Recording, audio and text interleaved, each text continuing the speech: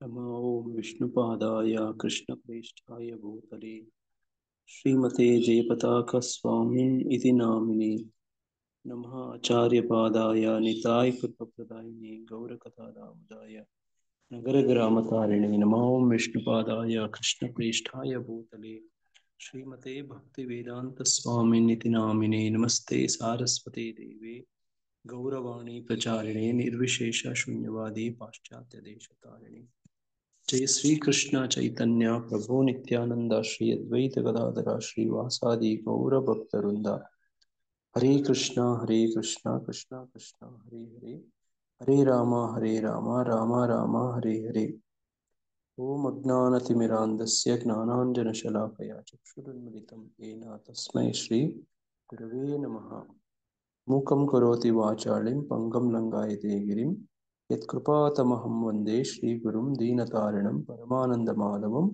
श्रीचैतन्यमीश्वरं हरि ओಂ ತತ್ಸತ್.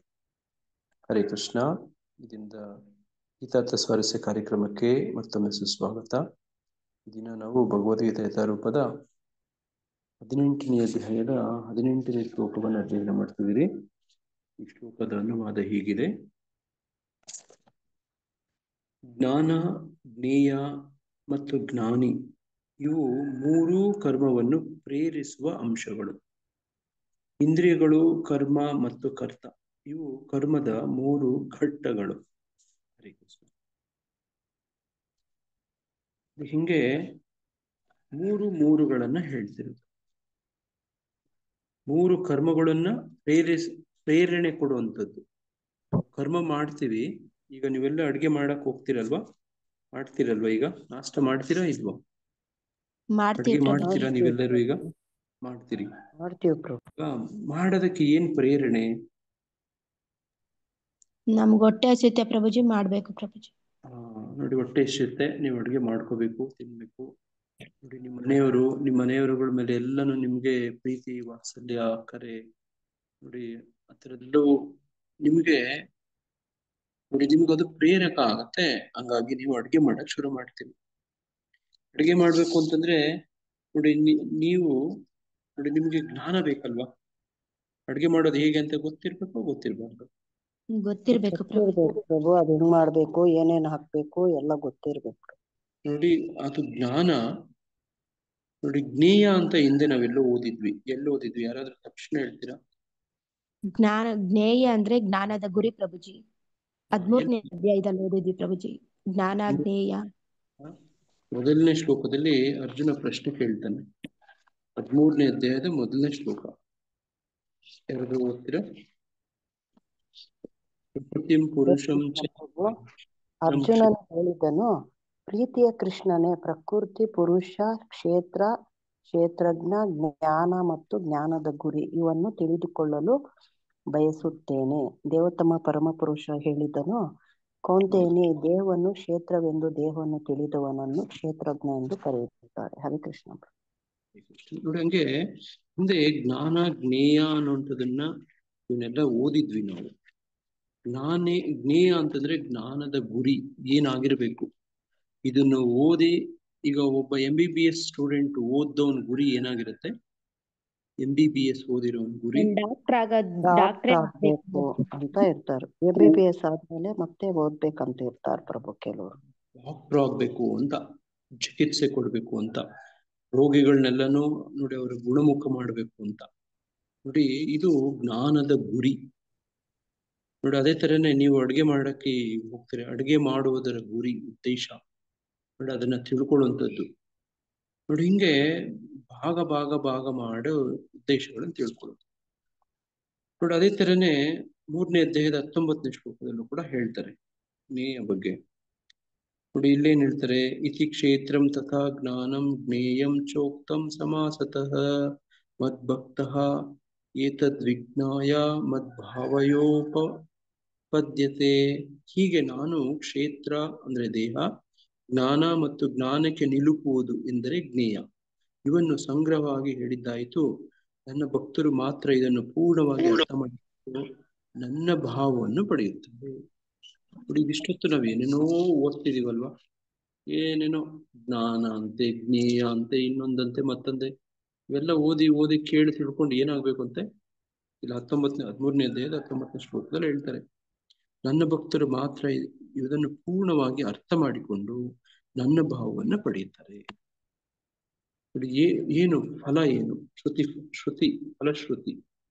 ಈಗ ಇಷ್ಟು ಚರ್ಚೆ ಮಾಡಿ ಈಗ ಏನಾಗ್ಬೇಕಾಗಿದೆ? ಜ್ಞಾನ, ಜ್ಞೇಯ, ಜ್ಞಾನಿ.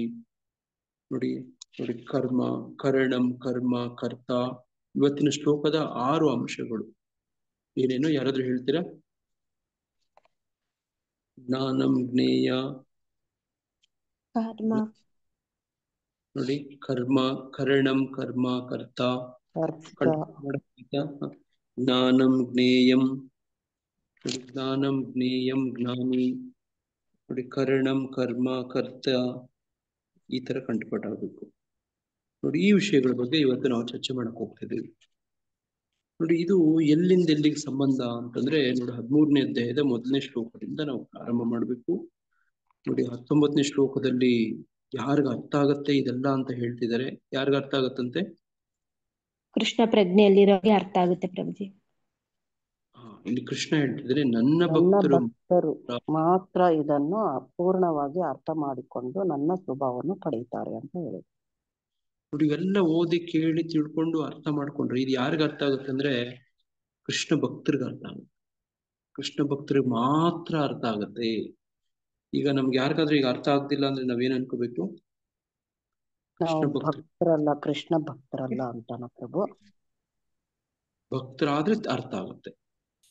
ಭಕ್ತರಾಗಕ್ ಪ್ರಯತ್ನ ಪಟ್ರೆ ಅರ್ಥ ಆಗಕ್ ಪ್ರಯತ್ನ ಆಗುತ್ತೆ. ಅರ್ಥ ಆಗ್ತಾ ಇಲ್ಲ ಅಂತಂದ್ರೆ ನಾವಿನ್ನು ಭಕ್ತರಾಗಕ್ಕೆ ಪ್ರಯತ್ನ ಮಾಡ್ಬೇಕು. ಎಷ್ಟ್ರ ಮಟ್ಟಿಗೆ ಭಕ್ತರು ಅಷ್ಟ್ರ ಮಟ್ಟಿಗೆ ಅರ್ಥ ಆಗುತ್ತೆ, ಒಪ್ಕೊಳ್ತೀವಿ ಅಂತ ಅರ್ಥ. ಇಲ್ಲಿದ್ರೆ ನೋಡಿ ತಲೆಗೆ ಬೌನ್ಸರ್ ಆಗಿ ಹೋಗ್ತಾ ಇರುತ್ತೆ. ನೋಡಿ ಹಂಗೆ 13ನೇ ಅಧ್ಯಾಯದ ಸಹಾಯವನ್ನ ತಗೋಬೇಕು. ನೋಡಿ ಈ ಭಗವದ್ಗೀತೆ ಹೇಳಿರುವಂತ ಒಂದು ಶೈಲಿನೇ ಬಹಳ ಬಹಳ ಚೆಂದ. ನಾನೊಬ್ಬ ಶಿಕ್ಷಕನಾಗಿ ಹೇಳ್ತಿದ್ದೀನಿ, ಶಿಕ್ಷಕ ವೃತ್ತಿಯಲ್ಲಿರುವನಾಗಿ ಹೇಳ್ತಿದ್ದೀನಿ. ನೋಡಿ ಒಂದು ಶಿಕ್ಷಣ, ಒಂದು ಟೀಚಿಂಗ್ ಹೆಂಗ್ ಮಾಡ್ಬೇಕು ಅಂತ ಭಗವದ್ಗೀತೆ ಹೇಳುತ್ತೆ.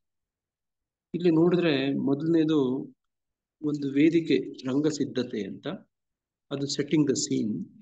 ಅಲ್ಲಿ ಎಂತ ಒಂದು ಪರಿಸ್ಥಿತಿ ಇತ್ತು ಅಂತ ಒಂದು ತಿಳುವು ಕೊಡೋದು, ಅರ್ಜುನನ ಒಂದು ಸ್ಥಿತಿ. ಆಮೇಲೆ 2ನೇ ಅಧ್ಯಾಯದಲ್ಲಿ ಏನ್ ಹೇಳ್ತಾರೆ ಅಂದ್ರೆ, ಒಟ್ಟಾರೆ ಎಲ್ಲ ಮುಂದೆ ಹೇಳೋದನ್ನೆಲ್ಲ ಮೊದಲೇ ಹೇಳ್ಬಿಡ್ತಾರೆ. ನೋಡಿ ಅದಕ್ಕೆ ಹೇಳ್ತಾರೆ ಗೀತಾ ಸಾರ ಸಂಗ್ರಹ ಅಂತ ಹೇಳ್ಬಿಡ್ತಾರೆ 2ನೇ ಅಧ್ಯಾಯದಲ್ಲಿ. ಮುಂದೆ 18 ಅಧ್ಯಾಯಗಳಲ್ಲಿ, ಮುಂದಿನ ಅಧ್ಯಾಯಗಳಲ್ಲಿ ಬರೋದನ್ನೆಲ್ಲ ಗೀತಾ ಸಾರ ಸಂಗ್ರಹ ತರ ಹೇಳ್ತಾರೆ. ಕೊನೆಯ 18ನೇ ಅಧ್ಯಾಯದಲ್ಲಿ ಏನ್ ಹೇಳ್ತಾರೆ, ಹಿಂದೆ ಹೇಳಿದ್ದನ್ನೆಲ್ಲನೂ ಪುನರಾವರ್ತನೆ, ಪುನರಾವಲೋಕನ ಮಾಡ್ತಾರೆ, ರಿವಿಷನ್ ಮಾಡ್ತಾರೆ, ರಿವೈಸ್ ಮಾಡ್ತಿದ್ದಾರೆ. ಈ ತರ ಅನ್ನಿಸ್ತಿದೆ ಯಾರಿಗಾದ್ರು? ಈಗ ಈ ಶ್ಲೋಕವನ್ನ ನಾವು ಅಧ್ಯಯನ ಮಾಡ್ತಿದ್ರಿ, 18ನೇ ಅಧ್ಯಾಯದ 18ನೇ ಶ್ಲೋಕ, 13ನೇ ಅಧ್ಯಾಯದ 1ನೇ ಶ್ಲೋಕ, 13ನೇ ಅಧ್ಯಾಯದ 19ನೇ ಶ್ಲೋಕಕ್ಕೆ ಹೋಗಿ ನೋಡು ಮೆಲುಕು ಹಾಕ್ತಾ ಇದೀವಿ ನಾವು. ನೋಡಿ ಅಂದ್ರೆ ಏನಾಯ್ತು, 18ನೇ ಅಧ್ಯಾಯ ನೋಡಿ ಇದಕ್ಕೆ ಉಪಸಂಹಾರ ಅಂತ ಪ್ರಭುಪಾದರು ಹೇಳ್ತಾರೆ. ನೋಡಿ ಕನ್ಕ್ಲೂಷನ್.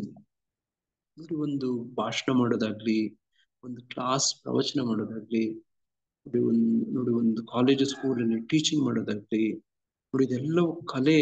ಯಾವಾಗ ಕೇಳೋರಿಗೆ ನೋಡಿ ಅವ್ರ ಮನಸ್ಸಿಗೆ, ಅವ್ರ ನಮ್ಮ ಮನಕ್ಕೆ ಇಟ್ಕೊಂಡು ನಾವು ಹೇಳ್ತೀವಿ ಅಂದ್ರೆ ನೋಡಿ ಈ ತರದ್ ಒಂದು ಕಲೆ. ಏನದು? ಮೊದಲು ಏನೇನೆಲ್ಲ ಹೇಳಕ್ ಹೋಗ್ತೀವಿ ಅಂತ ಸಾರ ಸಂಗ್ರಹ ಹೇಳೋದು, ಕೊನೆಯಲ್ಲಿ ಉಪಸಂಹಾರ ಮಾಡೋದು, ಕನ್ಕ್ಲೂಷನ್ ಮಾಡ್ಬೇಕು, ಕನ್ಕ್ಲೂಡ್ ಮಾಡ್ಬೇಕು. ಅವಾಗ್ಲೇನೆ ಓದಿದ್ದು ಕೇಳಿದ್ದು ನೋಡಿ ಗ್ರಹಣ ಆಗೋದು, ನಮಗೆ ಧಾರಣೆ ಆಗೋದು, ಸ್ಮರಣೆ ಆಗೋದು. ನೋಡಿ ವಿವೇಚನಾ ಶಕ್ತಿ, ವಿವೇಕ ಅದು ವಾಪಸ್ ಅಪ್ಲಿಕೇಶನ್ಗೆ ಬರುತ್ತೆ. ನೋಡಿ ಇಲ್ದಿದ್ರೆ ಇದೇನೋ ಇದೇನ್ ಹೇಳ್ತಾರೆ ಹಿಂಗೆ ಓದ್ ನೋಡ್ರಿ, ಏನಾದ್ರು ಅರ್ಥ ಆಗತ್ತಾ? ನೋಡಿ ಹಂಗೆ ಓದಿದ್ರೆ ಅರ್ಥ ಆಗೋದಿಲ್ಲ. ನೋಡಿ ಶ್ಲೋಕಕ್ಕೆ ಬಂದು ಜ್ಞಾನಂ, ಜ್ಞೇಯಂ, ಪರಿಜ್ಞಾತ, ತ್ರಿವಿಧ ಕರ್ಮ ಚೋದನ, ಕರ್ಣಂ ಕರ್ಮ ಕರ್ತೇತಿ, ತ್ರಿವಿಧ ಕರ್ಮ ಸಂಗ್ರಹ ಅಂದ್ಬಿಟ್ರೆ ನೋಡಿ ಜ್ಞಾನ, ಜ್ಞೇಯ, ಜ್ಞಾನಿ ಇವು 3 ಕರ್ಮವನ್ನು ಪ್ರೇರಿಸುವ ಅಂಶಗಳು. ಇಂದ್ರಿಯಗಳು, ಕರ್ಮ ಮತ್ತು ಕರ್ತ ಇವು ಕರ್ಮದ 3 ಘಟ್ಟಗಳು. ಏನಾಯ್ತು? ಹೆಚ್ಚಿಗೇನು ಅರ್ಥ ಆಗಲ್ಲ. ಹಿಂದಿಂದು ಮುಂದಿಂದು ಸಂದರ್ಭ, ಅರ್ಜುನನ ಎಂತ ಒಂದು ಪರಿಸ್ಥಿತಿಯಲ್ಲಿ ಇದ್ದಾನೆ, ಯಾಕೆ ಅರ್ಜುನ ಈ ಪ್ರಶ್ನೆ ಕೇಳಿದಾನೆ, ಅರ್ಜುನನ ಯಾವ ಪ್ರಶ್ನೆಗೆ ಇದು ಉತ್ತರವಾಗಿ ಹೇಳ್ತಿದ್ರೆ ಇದೆಲ್ಲವನ್ನು ಹಿನ್ನೆಲೆ ಇಟ್ಕೊಂಡ್ರೆ ಮಾತ್ರ ಇದು ಅರ್ಥ ಆಗುತ್ತೆ. ನೋಡಿ ನೋಡಿ ಅರ್ಜುನನ ಪ್ರಶ್ನೆ ಏನಾಗಿತ್ತು, ಯಾವ ಪ್ರಶ್ನೆಗೆ ಇದು ಉತ್ತರವಾಗಿ ಮುಂದುವರಿತಾ ಇದೆ ನೋಡಿ. ಭಗವದ್ಗೀತೆಯಲ್ಲಿ ಇದೇ ಹಿಂದೆ ಎಲ್ಲ ಏನ್ ಹೇಳಿದ್ರು ಅರ್ಥ ಮಾಡ್ಕೊಂಡಿದ್ರೆ ಹಂಗೆ ತಿಳ್ಕೊಳಕ್ ಹೋದ್ರೆ ಸ್ವಲ್ಪ ಅರ್ಥ ಆಗುತ್ತೆ. ಅಂದ್ರೆ ನೋಡಿ ಇಲ್ಲಿ ಜ್ಞಾನ ಜ್ಞೇಯ ಜ್ಞಾನಿ, ನಾವು ಒಂದು ಉದಾಹರಣೆಯನ್ನೇ ತಗೊಂಡು ಅಡುಗೆ ಮಾಡೋದ್ರ ಬಗ್ಗೆನೆ ಒಂದು ಅರ್ಥ ಮಾಡ್ಕೊಳ್ಳೋ ಪ್ರಯತ್ನ ಮಾಡೋಣ. ಅಡುಗೆ ಮಾಡೋದು ಒಂದು ಜ್ಞಾನ ಅಲ್ವಾ, ಒಂದು ನಾಲೆಜ್ ಅಲ್ವಾ? ಹೌದು ಪ್ರಭುಜಿ. ನೋಡಿ ಜ್ಞೇಯ ಅಂದ್ರೆ ಆ ಜ್ಞಾನದ ಉದ್ದೇಶ. ನಿಮ್ಗೆ ಈಗ ಉದ್ದೇಶ ಇರುತ್ತೆ, ಅಡುಗೆ ಮಾಡುವುದರ ಉದ್ದೇಶ ಏನು ಅಂತ ನಿಮ್ಗೆ ಪ್ರಶ್ನೆ ಹಾಕೊಂಡ್ರೆ ಅಡುಗೆ ಮಾಡುವುದರ ಉದ್ದೇಶ ಏನಾಗಿರುತ್ತೆ ನಿಮ್ಗೆ ಒಬ್ಬೊಬ್ರಿಗೆ ಒಂದೊಂಥರ ಇರುತ್ತೆ. ಕೆಲವರು ಹೇಳ್ತಾರೆ ಭಗವಂತನ ಭೋಗ ನೈವೇದ್ಯ ಮಾಡಿ ಭಗವಂತನ ಅದಕ್ಕೆ ತೃಪ್ತನಾಗಿ ನೋಡಿ ಅದನ್ನ ಪ್ರಸಾದ ಅಂತ ನೋಡಿ ನಮ್ಮ ಮನೆಯವ್ರಿಗೆ ನೋಡಿ ನಮ್ಮ ಮನೆಯವರೆಲ್ಲರೂ ಸ್ವೀಕಾರ ಮಾಡ್ತೀರಿ ಅಂತ ಹೇಳೋದು. ನೋಡಿ ನಮ್ಮ ಮನೆಯವರು ನಮ್ಮ ಮಗು ಹೊಟ್ಟೆ ಇಸ್ಕೊಂಬಿಟ್ಟಿದೆ ಬೇಗ ಅಡುಗೆ ಮಾಡಾಕೋಣ ಅನ್ನುವಂಥದ್ದು. ನೋಡಿ ನಾನು ಒಂದ್ಸತಿ ರಾಧಾ ಮಾತಾಜಿಯವ್ರ ಮನೆಗೆ ನಾವು ಹೋಗಿದ್ವಿ ಹೊರಮಾವಲ್ಲಿ. ಅವ್ರ ಮಾತಾಜಿಯವ್ರು ಹೇಳಿದ್ರು ನಮ್ಮ ಶ್ರೀ ವಿಗ್ರಹಗಳಿಗೆ ಸರಿಯಾದ ಸಮಯಕ್ಕೆ ನಾವು ಊಟ ಬಡಿಸ್ತಾ ಇದ್ರೆ ಅಯ್ಯೋ ಹೊಟ್ಟೆ ಎಸ್ಕೊಂಡ್ಬಿಟ್ಟಿದಾವೆ ಅಂತ ಅನ್ಸುತ್ತೆ ಅಂತ ಒಂದ್ಸತಿ ಹೇಳಿದ್ರು. ನೋಡಿ ಹಂಗೆ ಹೊಟ್ಟೆ ಎಸ್ಕೊಂಡ್ಬಿಟ್ಟಿದಾವೆ ಅಂತ ಅನ್ಸ್ಬೇಕು. ಅವ್ರ ಶ್ರೀ ವಿಗ್ರಹಗಳು ಹಸಿವಾಗತ್ತೆ, ಬಾಯಾರಿಕೆ ಆಗತ್ತೆ. ನೋಡಿ ಹಂಗೆ ಜ್ಞೇಯ ಉದ್ದೇಶ, ಜ್ಞಾನದ ಉದ್ದೇಶ. ಅಡುಗೆ ಮಾಡ್ತಿದ್ದೀನಿ ಅಂದ್ರೆ ಅದಕ್ಕೆ ಒಂದು ಜ್ಞಾನ ತಿಳ್ಕೊಳಕ್ಕೂ ಒಂದು ಉದ್ದೇಶ ಬೇಕು. ಅದೇ ತರ ಒಂದು ಮೆಡಿಕಲ್ ಸೈನ್ಸ್ ಬಗ್ಗೆ ನಾವೀಗ ಚರ್ಚೆ ಮಾಡಿದ್ವಿ. ನೋಡಿ ಜ್ಞಾನದ ಉದ್ದೇಶ, ಯಾಕೆ ನಾನು ಈ ಒಂದು ಅಧ್ಯಯನ ಮಾಡ್ತಿದ್ದೀನಿ, ಮೆಡಿಕಲ್ ಸೈನ್ಸ್ ಜಾಯಿನ್ ಆಗಿದ್ದೀನಿ ಅನ್ನುವಂಥದ್ದು ಇದ್ರೆ, ಉದ್ದೇಶ ಗೊತ್ತಾಗ್ಬಿಟ್ರೆ ನೋಡಿ ಅದೇ ಒಂದು ಪ್ರೇರಣಾ ಶಕ್ತಿ ಆಗುತ್ತೆ ಅನ್ನುವಂಥದ್ದು. ನೋಡಿ ಕೆಲವೊಂದು ವಿದ್ಯೆಗಳನ್ನು ಪಡ್ಕೊಳ್ಳೋಕೆ ಗುರುಗಳನ್ನು ಹುಡ್ಕೊಂಡು ಎಲ್ಲೆಲ್ಲೋ ಹೋಗ್ತಾರೆ ಗೊತ್ತಾ, ಎಲ್ಲೆಲ್ಲೋ ಹೋಗ್ತಾರೆ. ಆದಿಶಂಕರಾಚಾರ್ಯರು 5-6 ವರ್ಷದ ಬೇಬಿ ನೋಡಿ ಎಲ್ಲಿಂದ ಎಲ್ಲಿಗೆ ಹೋಗ್ತಾರೆ ಅವರು ಗುರುಗಳನ್ನು ಹುಡ್ಕೊಂಡು. ಎಲ್ಲಿಂದ ಎಲ್ಲಿಗೆ ಹೋಗ್ತಾರೆ ಆದಿಶಂಕರಾಚಾರ್ಯರು? ಯಾವ ರಾಜ್ಯ ಅವರದು? ಹುಟ್ಟಿದ್ಯಾ? ಕೇರಳ ರಾಜ್ಯ. ಕೇರಳ ರಾಜ್ಯದ ಕಾಲಡಿ ಅಂತ ನೋಡಿ, ಅದು ಎರ್ನಾಕುಲಂ ಹತ್ರ ಬರುತ್ತೆ ನೋಡಿ. ಪೆರಿಯಾರ್ ನದಿ ಇದೆ ಅಲ್ಲಿ ನೋಡಿ. ಅಲ್ಲಿಂದ ಹಂಗೇ ನಡ್ಕೊಂಡು ಹೋಗ್ತಾರೆ, ನಮ್ಮ ಕರ್ನಾಟಕ ಮುಖಾಂತರ ದಾಟಿ ಹೋಗ್ತಾರೆ. ಯಾವಾಗಾದ್ರೂ ಅವ್ರ ಫಿಲಮ್ ನೋಡ್ಬೇಕು ನೋಡಿ. ನೀವು ಯಾರಾದ್ರೂ ಮೂಕಾಂಬಿಕಾ ಫಿಲಮ್ ನೋಡಿದೀರಾ? ಕನ್ನಡ ಫಿಲಮ್ ಮೂಕಾಂಬಿಕೆ. ಅದರಲ್ಲಿ ತೋರಿಸ್ತಾರೆ ಆಕೆ ಆ ಕಾಡಲ್ಲಿ ಹಾದಿ ಹೋಗ್ಬೇಕಾದ್ರೆ ಊರ್ ಜನಗಳು ಹೇಳ್ತಾರೆ, ನೋಡಲ್ಲ ಅಮ್ಮ ಇದ್ದಾಳೆ, ಅಮ್ಮ ತಿಂದಾಕ್ಬಿಡ್ತಾಳೆ, ದಾರಿಲಿ ಹೋಗ್ಬೇಡ, ಸಂಜೆ ಆದ್ರೆ ನಾವ್ ಯಾರು ಹೋಗಲ್ಲ ಅಂತ ಒಂದ್ ಸೀನ್ ಬರುತ್ತಾ ಮೂಕಾಂಬಿಕೆ ಫಿಲಮ್ ಅಲ್ಲಿ? ಹಾ ಪ್ರಭುಜಿ ಬರ್ತೈತೆ ನೋಡ. ಆದ್ರೂ ಆತ ಎದುರ್ಕೊಳ್ಳಲ್ಲ. ಎಲ್ಲಾದ್ರೂ ತಾಯಿ ತಿಂತಾಳ ಮಗುನ ನೋಡೋಣ ಅಂತ ಹೋದ್ರೆ ಹಂಗೆ ಬಂದೇ ಬಿಡ್ತಾಳೆ ನೋಡಿ. ವಿಕಾರ ರೂಪ, ಬಹಳ ಅಜಾನುಬಾಹು, ದೊಡ್ಡದಾಗಿರ್ತಾಳೆ. ಬಂದ್ ತಿಂತೀನಿ ಅಂತಾನೆ ಬರ್ತಾಳೆ. ನೋಡಾಗ ಪ್ರಾರ್ಥನೆ ಸಲ್ಲಿಸ್ತಾನೆ ನೋಡ. ಹಂಗೆ ಆದಿಶಂಕರಾಚಾರ್ಯರು ಕರ್ನಾಟಕದ ಮುಖಾಂತರ, ಕೇರಳದ ಮುಖಾಂತರ ಬಂದು ಕರ್ನಾಟಕ ಮುಖಾಂತರ ನೋಡ ಆ ಕೊಲ್ಲೂರು ಮುಖಾಂತರ ನೋಡ ಹಂಗೆ ಮುಂದೆ ಹೋಗಿ ಮಹಾರಾಷ್ಟ್ರಕ್ಕೆ ಹೋಗಿ ನರ್ಮದಾ ತೀರದಲ್ಲಿ ಅವ್ರ ಗುರುಗಳನ್ನ ಗೋವಿಂದ ಭಗವತ್ಪಾದರನ್ನ ನೋಡಿ ಭೇಟಿ ಮಾಡ್ತಾರೆ, ಸಂಧಿಸ್ತಾರೆ, ಹುಡ್ಕೊಂಡು ಹೋಗ್ತಾರೆ. ನರ್ಮದಾ ತೀರದಲ್ಲೇ ಯಾವುದೋ ಒಂದು ಗುಹೆಯಲ್ಲಿ ಕೂತಿರ್ತಾರೆ ನೋಡಿ. ಹಂಗೆ ಅವ್ರಿಗೆ ಪ್ರೇರಣೆ ನೋಡಿ, ಕರ್ಮವನ್ನು ಪ್ರೇರಿಸುವ ಅಂಶ. ಒಬ್ಬೊಬ್ರಿಗೂ ಒಂದೊಂದು ಪ್ರೇರಣೆ ನೋಡಿ. ಅವ್ರಿಗೆ ತಿಳ್ಕೋಬೇಕು ಅಂತ ಆಸೆ. ಯಾರಿಗೆ? ಆದಿಶಂಕರಾಚಾರ್ಯರು. ಒಬ್ರು ಗುರು ಬೇಕು ಅಂತ ಆಸೆ, ಹುಡುಕೊಂಡು ಹೋಗ್ತಾರೆ. ಹಂಗೆ ನೀವು ಕೂಡ ನೋಡಿ ಏನೇನೋ ಬೇರೆ ಬೇರೆ ಕಲೆಗಳು, ವಿದ್ಯೆಗಳೆಲ್ಲ ಗೊತ್ತಲ್ವ ನಿಮ್ಗೆ ನೋಡಿ. ಕೆಲವರು ಸಂಗೀತ ಕಲಿಯಕ್ಕೆ ಹೋಗ್ತಾರೆ, ಏನೇನ್ ಕೆಲವರು ಬಟ್ಟೆ ಹೊಲಿಯೋದ್ ಕಲಿಯಕ್ಕೆ ಹೋಗ್ತಾರೆ. ಅವ್ರಿಗೆಲ್ಲನೂ ನೋಡಿ ಅಲ್ಲಿ ಒಂದು ಜ್ಞಾನ ಅಂತ ಇರುತ್ತೆ. ಆ ಜ್ಞಾನವನ್ನ ತಿಳ್ಕೊಳಕ್ಕೆ ಏನೋ ಒಂದು ಜ್ಞಾನದ ಉದ್ದೇಶ ಇರುತ್ತೆ, ಜ್ಞಾನದ ವಿಷಯ ಇರುತ್ತೆ ನೋಡಿ. ಟೈಲರಿಂಗ್ ಕ್ಲಾಸ್ಗೆ ಹೋಗಿ ಅಡುಗೆ ಮಾಡೋದ್ ಕಲ್ತ್ಕೋತಿರೋ? ಏನ್ ಮಾಡ್ತೀರಿ ಟೈಲರಿಂಗ್ ಕ್ಲಾಸ್ಗೆ ಹೋಗಿ? ಬಟ್ಟೆ ಹೊಲಿಯೋದ್ ಕಲಿತೀವಿ ಪ್ರಭು. ಅದೇ ಅಲ್ಲಿ ಜ್ಞೇಯ ಜ್ಞಾನದ ವಿಷಯ ಏನು ಅಂದ್ರೆ ಬಟ್ಟೆ ಹೊಲಿಯೋದು. ನೋಡಿ, ಒಬ್ಬೊಬ್ಬರು ಒಂದೊಂದೊಂದೊಂದೊಂದ್ ತರ. ಒಂದು ಮೆಡಿಕಲ್ ಸೈನ್ಸ್ ಕಾಲೇಜ್ ಸೇರ್ಕೊಳ್ಳೋರು, ಒಂದು ಅಡುಗೆ ಮಾಡೋರು, ಒಂದು ಟೈಲರಿಂಗ್ ಮಾಡೋರು. ನೋಡಿ, ಅವ್ರಿಗೆ ಆ ಜ್ಞಾನ ತಿಳ್ಕೊಳ್ಳೋದಕ್ಕೆ ಒಂದು ಉದ್ದೇಶ ಇರುತ್ತೆ. ನೋಡಿ, ಈಗ ಪ್ರಶ್ನೆ ಮಾಡ್ಕೊಳ್ಳೋಣ. ಈಗ ತಾವೆಲ್ಲರೂ ಇಷ್ಟು ಸಮಯ ಪ್ರತಿದಿನ ಬೆಳಗ್ಗೆ ಕೊಡ್ತಿದ್ರಿ. ನೋಡಿ, ಇದು ಭಗವದ್ಗೀತೆ ಜ್ಞಾನ. ಇದರ ಜ್ಞಾನದ ಉದ್ದೇಶ ಏನು? ಜ್ಞಾನದ ಗುರಿ ಪ್ರಭುಜಿ. ಏನಾಗಿರ್ಬೇಕು ಅಂತ ನೀವು ಬೆಳಗ್ಗೆ ಇಷ್ಟು ಸಮಯ ಕೊಡ್ತೀರಲ್ವ, ಬೆಳಗ್ಗೆ ಎದ್ದು. ಶ್ವೇತಾ ಮಾತಾಜಿ, ಯಮುನಾ ಮಾತಾಜಿ, ನೀವು ಮಾತಾಡ್ಬೇಡಿ. ಓಕೆ ಪ್ರಭು. ಯಾರಾದ್ರೂ ಮಾತಾಡ್ಬೇಡಿ. ನಮ್ಗೆ ಜ್ಞಾತ ಬರ್ಬೇಕು ಅಂತಾನೆ ನಾವು ಬೆಳಿಗ್ಗೆ ಎದ್ದೋಳ್ತೀವಿ ಪ್ರಭು. ಓಕೆ. ಭಗವದ್ಗೀತೆ ನೋಡಿ, ಇದು ಜ್ಞಾನದ ವಿಷಯ. ಇದರಲ್ಲಿ ಏನಿದೆ ಅಂತ ನಿಮ್ಗೆ ಗೊತ್ತು. ಭಗವದ್ಗೀತೆಯ 5 ವಿಷಯಗಳೆಲ್ಲ ಗೊತ್ತು ನಿಮಗೆ. ಏನದು ಭಗವದ್ಗೀತೆ 5 ವಿಷಯಗಳು? ಭಗವದ್ಗೀತೆ ಓದಿದ್ರೆ ಏನ್ ತಿಳ್ಕೊತೀವಿ ಅಂತ ಪ್ರಭುಪಾದರು ಹೇಳ್ತಾರೆ ಪರಿಚಯದಲ್ಲಿ, ಇಂಟ್ರೊಡಕ್ಷನ್ ಅಲ್ಲಿ. ನಾನು ಫಸ್ಟ್ ಅಂತ ತಿಳ್ಕೊತೀನಿ. ಜೀವ ಈಶ್ವರ,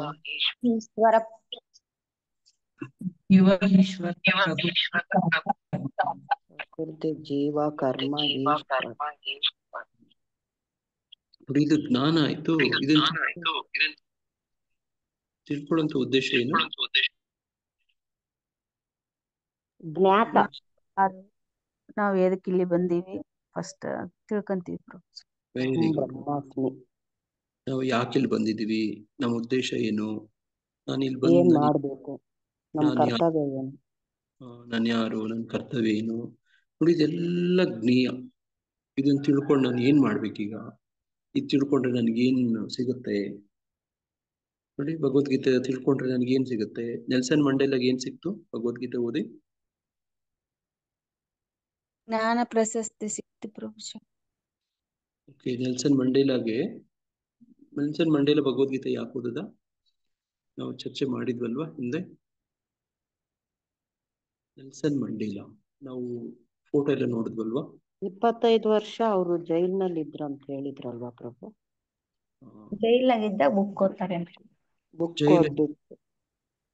ಓದಿದಾಗ ನೋಡಿ, ಅವ್ರಿಗೆ ಟೈಮ್ ಪಾಸ್ ಆಗತ್ತೆ, ಜ್ಞಾನ ತಿಳ್ಕೊಳ್ತಾರೆ, ಬದುಕಿನ ಉದ್ದೇಶ ತಿಳ್ಕೊಳ್ತಾರೆ. ನೋಡಿ, ಆ ಸವಾಲುಗಳನ್ನ ಹೆಂಗೆ ಅವ್ರಿಗೆ ಯಾಕೆ ಜೈಲಿಗೆ ಹಾಕಿದ್ರು ಅನ್ನುವಂಥದ್ದಕ್ಕೆ ನೋಡಿ ಅವ್ರ ಕರ್ಮ ಅರ್ಥ ಆಗತ್ತೆ. ಏನ್ ಮಾಡ್ಬೇಕು, ಏನ್ ಮಾಡ್ಬಾರ್ದು ಅಂತ ಅರ್ಥ ಆಗತ್ತೆ. ನೋಡಿ, ಅವ್ರು ಹೋರಾಟ ಮಾಡೋದಕ್ಕೆ ಪ್ರೇರಣೆ ಆಗತ್ತೆ. ನೋಡಿ, ಇಲ್ಲಿ ಹೇಳ್ತಿದ್ದಾರಲ್ಲ, ಕರ್ಮವನ್ನು ಪ್ರೇರಿಸುವ ಅಂಶ ಅಂತ ಹೇಳ್ತಿದ್ರು. ಇನ್ಸ್ಪಿರೇಷನ್. ನೋಡಿ, ಇನ್ಸ್ಪಿರೇಷನ್ ಕೊಡ್ಬೇಕು. ನೋಡಿ, ಮಹಾತ್ಮ ಗಾಂಧಿಗೆ ಕೂಡ ಭಗವದ್ಗೀತೆ ಇನ್ಸ್ಪಿರೇಷನ್ ಕೊಡ್ತಾ ಇತ್ತು. ನೋಡಿ, ಇಲ್ಲಿ ಹೇಳ್ತಾರೆ ಇಲ್ಲಿ ನೋಡಿ, ಪುಟದಲ್ಲಿ ನೋಡಿ, ಮುದ್ರಣ ಮಾಡಿದರೆ, ಸಂಶಯಗಳು ಬೆನ್ನು ಹತ್ತಿದಾಗ, ನಿರಾಶೆಗಳ ಧಾರೆ ಎದುರಾದಾಗ, ದಿಗಂತದಲ್ಲಿ ಇನ್ನಾವ ಆಶಾ ಕಿರಣಗಳು ಮೂಡಿ ಬಾರದಿದ್ದಾಗ ನಾನು ಭಗವದ್ಗೀತೆಯ ಮೊರೆ ಹೋಗುತ್ತೇನೆ. ನೋಡಿ, ಇಲ್ಲಿ ಜ್ಞೇಯ ಗೊತ್ತಾಗ್ತಿದೆಯಾ ನಿಮ್ಗೆ? ಜ್ಞಾನದ ಉದ್ದೇಶ, ಭಗವದ್ಗೀತೆಯ ಮೊರೆ ಯಾಕೆ ಹೋಗ್ತಾರೆ ಅಂತ ಗೊತ್ತಾಯ್ತಾ? ಅದು ನನಗೆ ಸಾಂತ್ವನ ನೀಡಿ ಸಹಿಸಲಾಗದ ದುಃಖ ದುಮ್ಮಾನಗಳ ನಡುವೆಯೂ ಹರ್ಷಚಿತ್ತನಾಗುವಂತೆ ಮಾಡುತ್ತದೆ. ಗೀತಾ ಅಧ್ಯಯನ ಮಾಡುವವರಿಗೆ ಅದರಿಂದ ದಿನನಿತ್ಯ ನವೋಲ್ಲಾಸ ಮತ್ತು ನವನವ ಅರ್ಥಗಳು ಹೊರಹೊಮ್ಮುತ್ತವೆ. ಇಲ್ಲಿ ಜ್ಞೇಯ ಅರ್ಥ ಆಗ್ತಿದ್ಯಾ? ಈ ಸಾಲಲ್ಲಿ ಓದಿದ್ದಕ್ಕೆ ಜ್ಞೇಯ ಅರ್ಥ ಆಯ್ತಾ? ಏನಂತ ತಿಳ್ಕೊಳ್ತಾರ ಅದನ್ನ. ನಮ್ಗೆ ಗೊತ್ತಿಲ್ದಿರೋದೆಲ್ಲ ನೀವ್ ಹೇಳ್ತೀರಾ. ಅದು ನಾವು ಭೌತಿಕದಲ್ಲಿ ನಮ್ಗೆ ಏನು ನೋವು ಹೊಸ ಅರ್ಥಗಳು ಗೊತ್ತಾಗುತ್ತೆ ಪ್ರಭು. ಹೊಸ ಅರ್ಥಗಳು. Very good, very good. ನಮ್ಮ ಚೈತನ್ಯವನ್ನು ಉತ್ಸಾಹದಿಂದ ಇಟ್ಕೊಂತೀವಿ ಪ್ರಭುಜಿ. ನಮ್ಮ ಆತ್ಮನ್ನ ಬಹಳ ಉತ್ಸಾಹದಿಂದ ಇಟ್ಕೊಂತೀವಿ. ಹರೇ ಕೃಷ್ಣ ಪ್ರಭು. ನಾವ್ ಮನ್ಸಲ್ಲಿ ಬೇರೆ ಏನೋ ಒಂದು ಫೀಲಿಂಗ್ ಇರುತ್ತೆ. ನಾವು ಭಗವದ್ಗೀತೆ ಆ ಶ್ಲೋಕನ ಓದುವಾಗ ನಮ್ಗದು ಕರೆಕ್ಟ್ ಆಗಿ ಅಲ್ಲಿ ಅರ್ಥ ಸಿಗುತ್ತೆ ಪ್ರಭು. ಅದೇ ಇನ್ನೊಂದ್ ದಿವ್ಸಕ್ಕೆ ಇನ್ನೇನೋ ಒಂದ್ ತೊಂದ್ರೆ, ಏನೋ ಒಂದ್ ಮನಸ್ಸಿನ ಚಂಚಲ ಇರುತ್ತೆ. ಅವಾಗ ನಾವು ಅದೇ ಶ್ಲೋಕ ಓದುವಾಗ ಅದಕ್ಕೂ ನಮ್ಗೆ ಅದೇ ಮಂತ್ರದಿಂದನೇ ಪರಿಹಾರ ಸಿಗುತ್ತೆ ಪ್ರಭು. Very good. ಹಂಗೆ ನೋಡಿ, ಈ ಶ್ಲೋಕವನ್ನ ಜ್ಞಾನ, ಜ್ಞೇಯ, ಜ್ಞಾನಿ, ಇವು 3 ಕರ್ಮವನ್ನು ಪ್ರೇರಿಸುವ ಅಂಶಗಳು. ಯಾರಾದ್ರೂ ಕರ್ಮ ಮಾಡ್ಬೇಕು, ಏನಾದ್ರೂ ಒಂದು ಆಕ್ಷನ್ ಮಾಡ್ಬೇಕು ಅಂದ್ರೆ ಅದರಿಂದ ಒಂದು ಪ್ರೇರಣೆ ಶಕ್ತಿ ಇರ್ಬೇಕು. ನೋಡಿ, ಹೇಳ್ತಾರೆ, ಈ ಎಲ್ಲ ಸಾಧಕ ಪುರುಷನ ಹಿಂದೆ ಯಾರಿರ್ತಾರಂತೆ? ಒಬ್ಳು ಸ್ತ್ರೀ ಇರ್ತಾಳೆ ಒಂದು ಪ್ರಭು. ಸ್ತ್ರೀ ಇರ್ತಾರೆ ಅಂತ ಹೇಳ್ತಾರೆ. ಇಂಗ್ಲಿಷಲ್ಲಿ ಹೇಳಿ. ಹೆಣ್ಣು ಗುರುಗಳಿರ್ತಾರೆ. ಹಾ ನೋಡಿ, ಯಾರೋ ಒಬ್ರು ಪ್ರೇರಕ ಶಕ್ತಿ ಒಬ್ಬ ಸ್ತ್ರೀ ಇರ್ತಾಳೆ ಅಂತ ನೋಡಿ, ಇಂಗ್ಲಿಷಲ್ಲಿ ಒಂದು ಗಾದೆ ಮಾತು. ನೋಡಿ, ಹಂಗೆ ಒಂದು ಪ್ರೇರಣೆ ಅಂತ ಯಾರಾದ್ರೂ ಏನಾದ್ರೂ ನೋಡ ಕರ್ಮ ಮಾಡೋದಕ್ಕೆ ಇರ್ಬೇಕು. ನೋಡಿ, ಉದಾಹರಣೆಗೆ ನೋಡಿ, ಮನೆ ಯಜಮಾನ ನೋಡಿ, ಅವನು ಹೋಗಿ ಕಷ್ಟಪಟ್ಟು ದುಡ್ಕೊಂಡ್ ಬರ್ತಾನೆ. ಆ ದುಡ್ಕೊಂಬರೋದಕ್ಕೆ ಒಂದು ಪ್ರೇರಣೆ ಬೇಕು. ಯಾಕೆ ನಾನು ಹೋಗಿ ಇಷ್ಟು ಕಷ್ಟಪಟ್ಟು ದುಡಿಬೇಕು, ಈ ಹಣ ಸಂಪಾದನೆ ಮಾಡಿ ನಾನು ಏನ್ ಮಾಡ್ಬೇಕು, ಯಾಕೆ ದುಡಿತಾ ಇದ್ದೀನಿ, ಇದ್ರ ಉದ್ದೇಶ ಏನು ಅನ್ನುವಂಥದ್ದು ಆತನಿಗೆ ಸರಿ ಗೊತ್ತಿರ್ಬೇಕು. ಅವನಿಗೆ ಅವಾಗ್ಲೇನೆ ಅವನು ಮಾಡ್ಬೇಕಾದದನ್ನ ಮಾಡೋದು. ಕೆಲವು ಸತಿ ನೋಡಿ, ಯಾರು ವೈರಾಗ್ಯ ಬರುತ್ತೆ ನೋಡ್ರಿ, ಈ ಎಲ್ಲ ಏನಕ್ಕೆ ಕೇಳ್ತಿದ್ದೇನೆ ಅನ್ನೋದು ಮೊದಲನೇದಾಗಿ ನಮ್ಗೆ ಅರ್ಥ ಆಗ್ಬೇಕು. ಅರ್ಜುನ ತ್ಯಾಗ ಮತ್ತೆ ಸನ್ಯಾಸ ಬಗ್ಗೆ ಪ್ರಶ್ನೆ ಕೇಳಿದಾನೆ. ಆ ತ್ಯಾಗ ಮತ್ತೆ ಸನ್ಯಾಸ ಬಗ್ಗೆ ನಾವು ತಿಳ್ಕೊಬೇಕು ಅಂದ್ರೆ ನೋಡಿ, ತ್ಯಾಗ ಮತ್ತೆ ಸನ್ಯಾಸ ನೋಡಿ, ಒಬ್ಬನು ಕರ್ಮ ಮಾಡ್ತಾನೆ, ಆ ಕರ್ಮ ಫಲವನ್ನು ತ್ಯಾಗ ಮಾಡ್ತಾನೆ. ಕರ್ಮ ಮಾಡೋದಕ್ಕೆ ಏನ್ ಪ್ರೇರಣೆ, ತ್ಯಾಗ ಮಾಡೋದಕ್ಕೆ ಏನ್ ಪ್ರೇರಣೆ. ಒಬ್ಬ ಸನ್ಯಾಸಿ ಆಗ್ತಾನೆ. ಸನ್ಯಾಸಿ ಅಂದ್ರೆ ಏನು, ಅವನೇನು ಕರ್ಮ ಮಾಡಲ್ಲ ಅಂತ ಅರ್ಥ. ಇಲ್ಲಿ ಈ ಶ್ಲೋಕಗಳ ಹಿಂದಿನ ಶ್ಲೋಕ, ಅವನು ಕರ್ಮ ಮಾಡೋದನ್ನೇ ಬಿಟ್ಬಿಟ್ಟಿರ್ತಾನೆ ಅಂತ ಅರ್ಥ. ನೋಡಿ, ಈಗ ಕರ್ಮ ಮಾಡೋದ್ ಬಿಡೋದಕ್ಕೆ ಏನ್ ಪ್ರೇರಣೆ, ಕರ್ಮ ಮಾಡೋದಕ್ಕೆ ಏನ್ ಪ್ರೇರಣೆ, ನೋಡಿ ಮಾಡದೇ ಇರೋದಕ್ಕೆ ಏನ್ ಪ್ರೇರಣೆ, ಮಾಡಿ ತ್ಯಾಗ ಮಾಡೋದಕ್ಕೆ ಏನ್ ಪ್ರೇರಣೆ. ನೋಡಿ, ಇದು ಈ ಅರ್ಜುನ ಒಂದು ಪ್ರಶ್ನೆ ಕೇಳ್ಬಿಟ್ನಲ್ಲ, ಅದಕ್ಕೆ ಮುಂದುವರೆದ ಉತ್ತರಗಳಿದೆಲ್ಲ. ಹಂಗೆ ಒಬ್ಬ ಕರ್ಮ ಮಾಡೋದಕ್ಕೆ ಪ್ರೇರಣೆ. ಉದಾಹರಣೆಗೆ ನೋಡಿ, ನಾವು ಕತ್ತೆ ಬಗ್ಗೆ ಓದ್ತಿದ್ವಿ. ಒಬ್ಬ ರೈತ ಅವ್ರ ಮನೆಯಲ್ಲಿ ಕತ್ತೆ ಇರುತ್ತೆ. ಕತ್ತೆ ರೈತನ ಮನೆಯಲ್ಲಿ ನೋಡಿ ಎಷ್ಟು ಬಡಿದ್ರೇನು ಹೋಗೋದೇ ಇಲ್ಲ, ಅದು ಅಲ್ಲೇ ಇರುತ್ತೆ. ಯಾಕೆ, ನಾವು ಒಂದು ಕಥೆಯಲ್ಲಿ ಹಿಂದೆ ಓದಿದ್ವಿ. ಅದಕ್ಕೆ ಅಂತ ಕೊಡ್ತಾರಂತ ಅದು ಕಾಯ್ಕೊಂಡಿರುತ್ತೆ. ಹೇಳಿ ಅದು ಮಗಳನ್ನ ಕೊಟ್ಟು ಮದ್ವೆ ಮಾಡ್ತಾನೆ ಅಂತ ಮದ್ವೆ ಮಾಡ್ತೀನಿ ಅಂತ ಹೇಳ್ತಾ ಇರ್ತಾರೆ ಪ್ರಭು. ಹೇಳಿರ್ತಾನಲ್ಲ ರೈತನ ಮಗಳನ್ಗೆ ಅವಾಗವಾಗ ರೈತ ಮಗಳಿಗೆ ಬೈತಿರ್ತಾರೆ, ನಿನ್ನ ಈ ಕತ್ತೆ ಕೊಟ್ಟು ಮಗಳ ಮದುವೆ ಮಾಡ್ತೀನಿ ನೋಡ ಅಂತ ಹೇಳಿರ್ತಾರೆ. ಅದು ಕತ್ತೆ ಕೇಳಿಸ್ಕೊಂಡಿರುತ್ತೆ ಪ್ರಭು. ನೋಡಿ, ಅದಕ್ಕೆ ಕತ್ತೆಗೆ ಪ್ರೇರಣೆ ನೋಡಿ ಹಂಗಿರುತ್ತೆ. ಏನೋ ಸಿಗುತ್ತೆ, ಏನೋ ಸಿಗುತ್ತೆ, ಏನೋ ಸಿಗುತ್ತೆ, ಏನೋ ಸಿಗುತ್ತೆ, ಇದು ಪ್ರೇರಣೆ ಕತ್ತೆಗೆ. ಅದಕ್ಕೆ ಅದು ಕತ್ತೆ ಅಂತ ಹೇಳೋದು. ನೋಡ, ಇನ್ನೊಂಥರ ಕತೆ.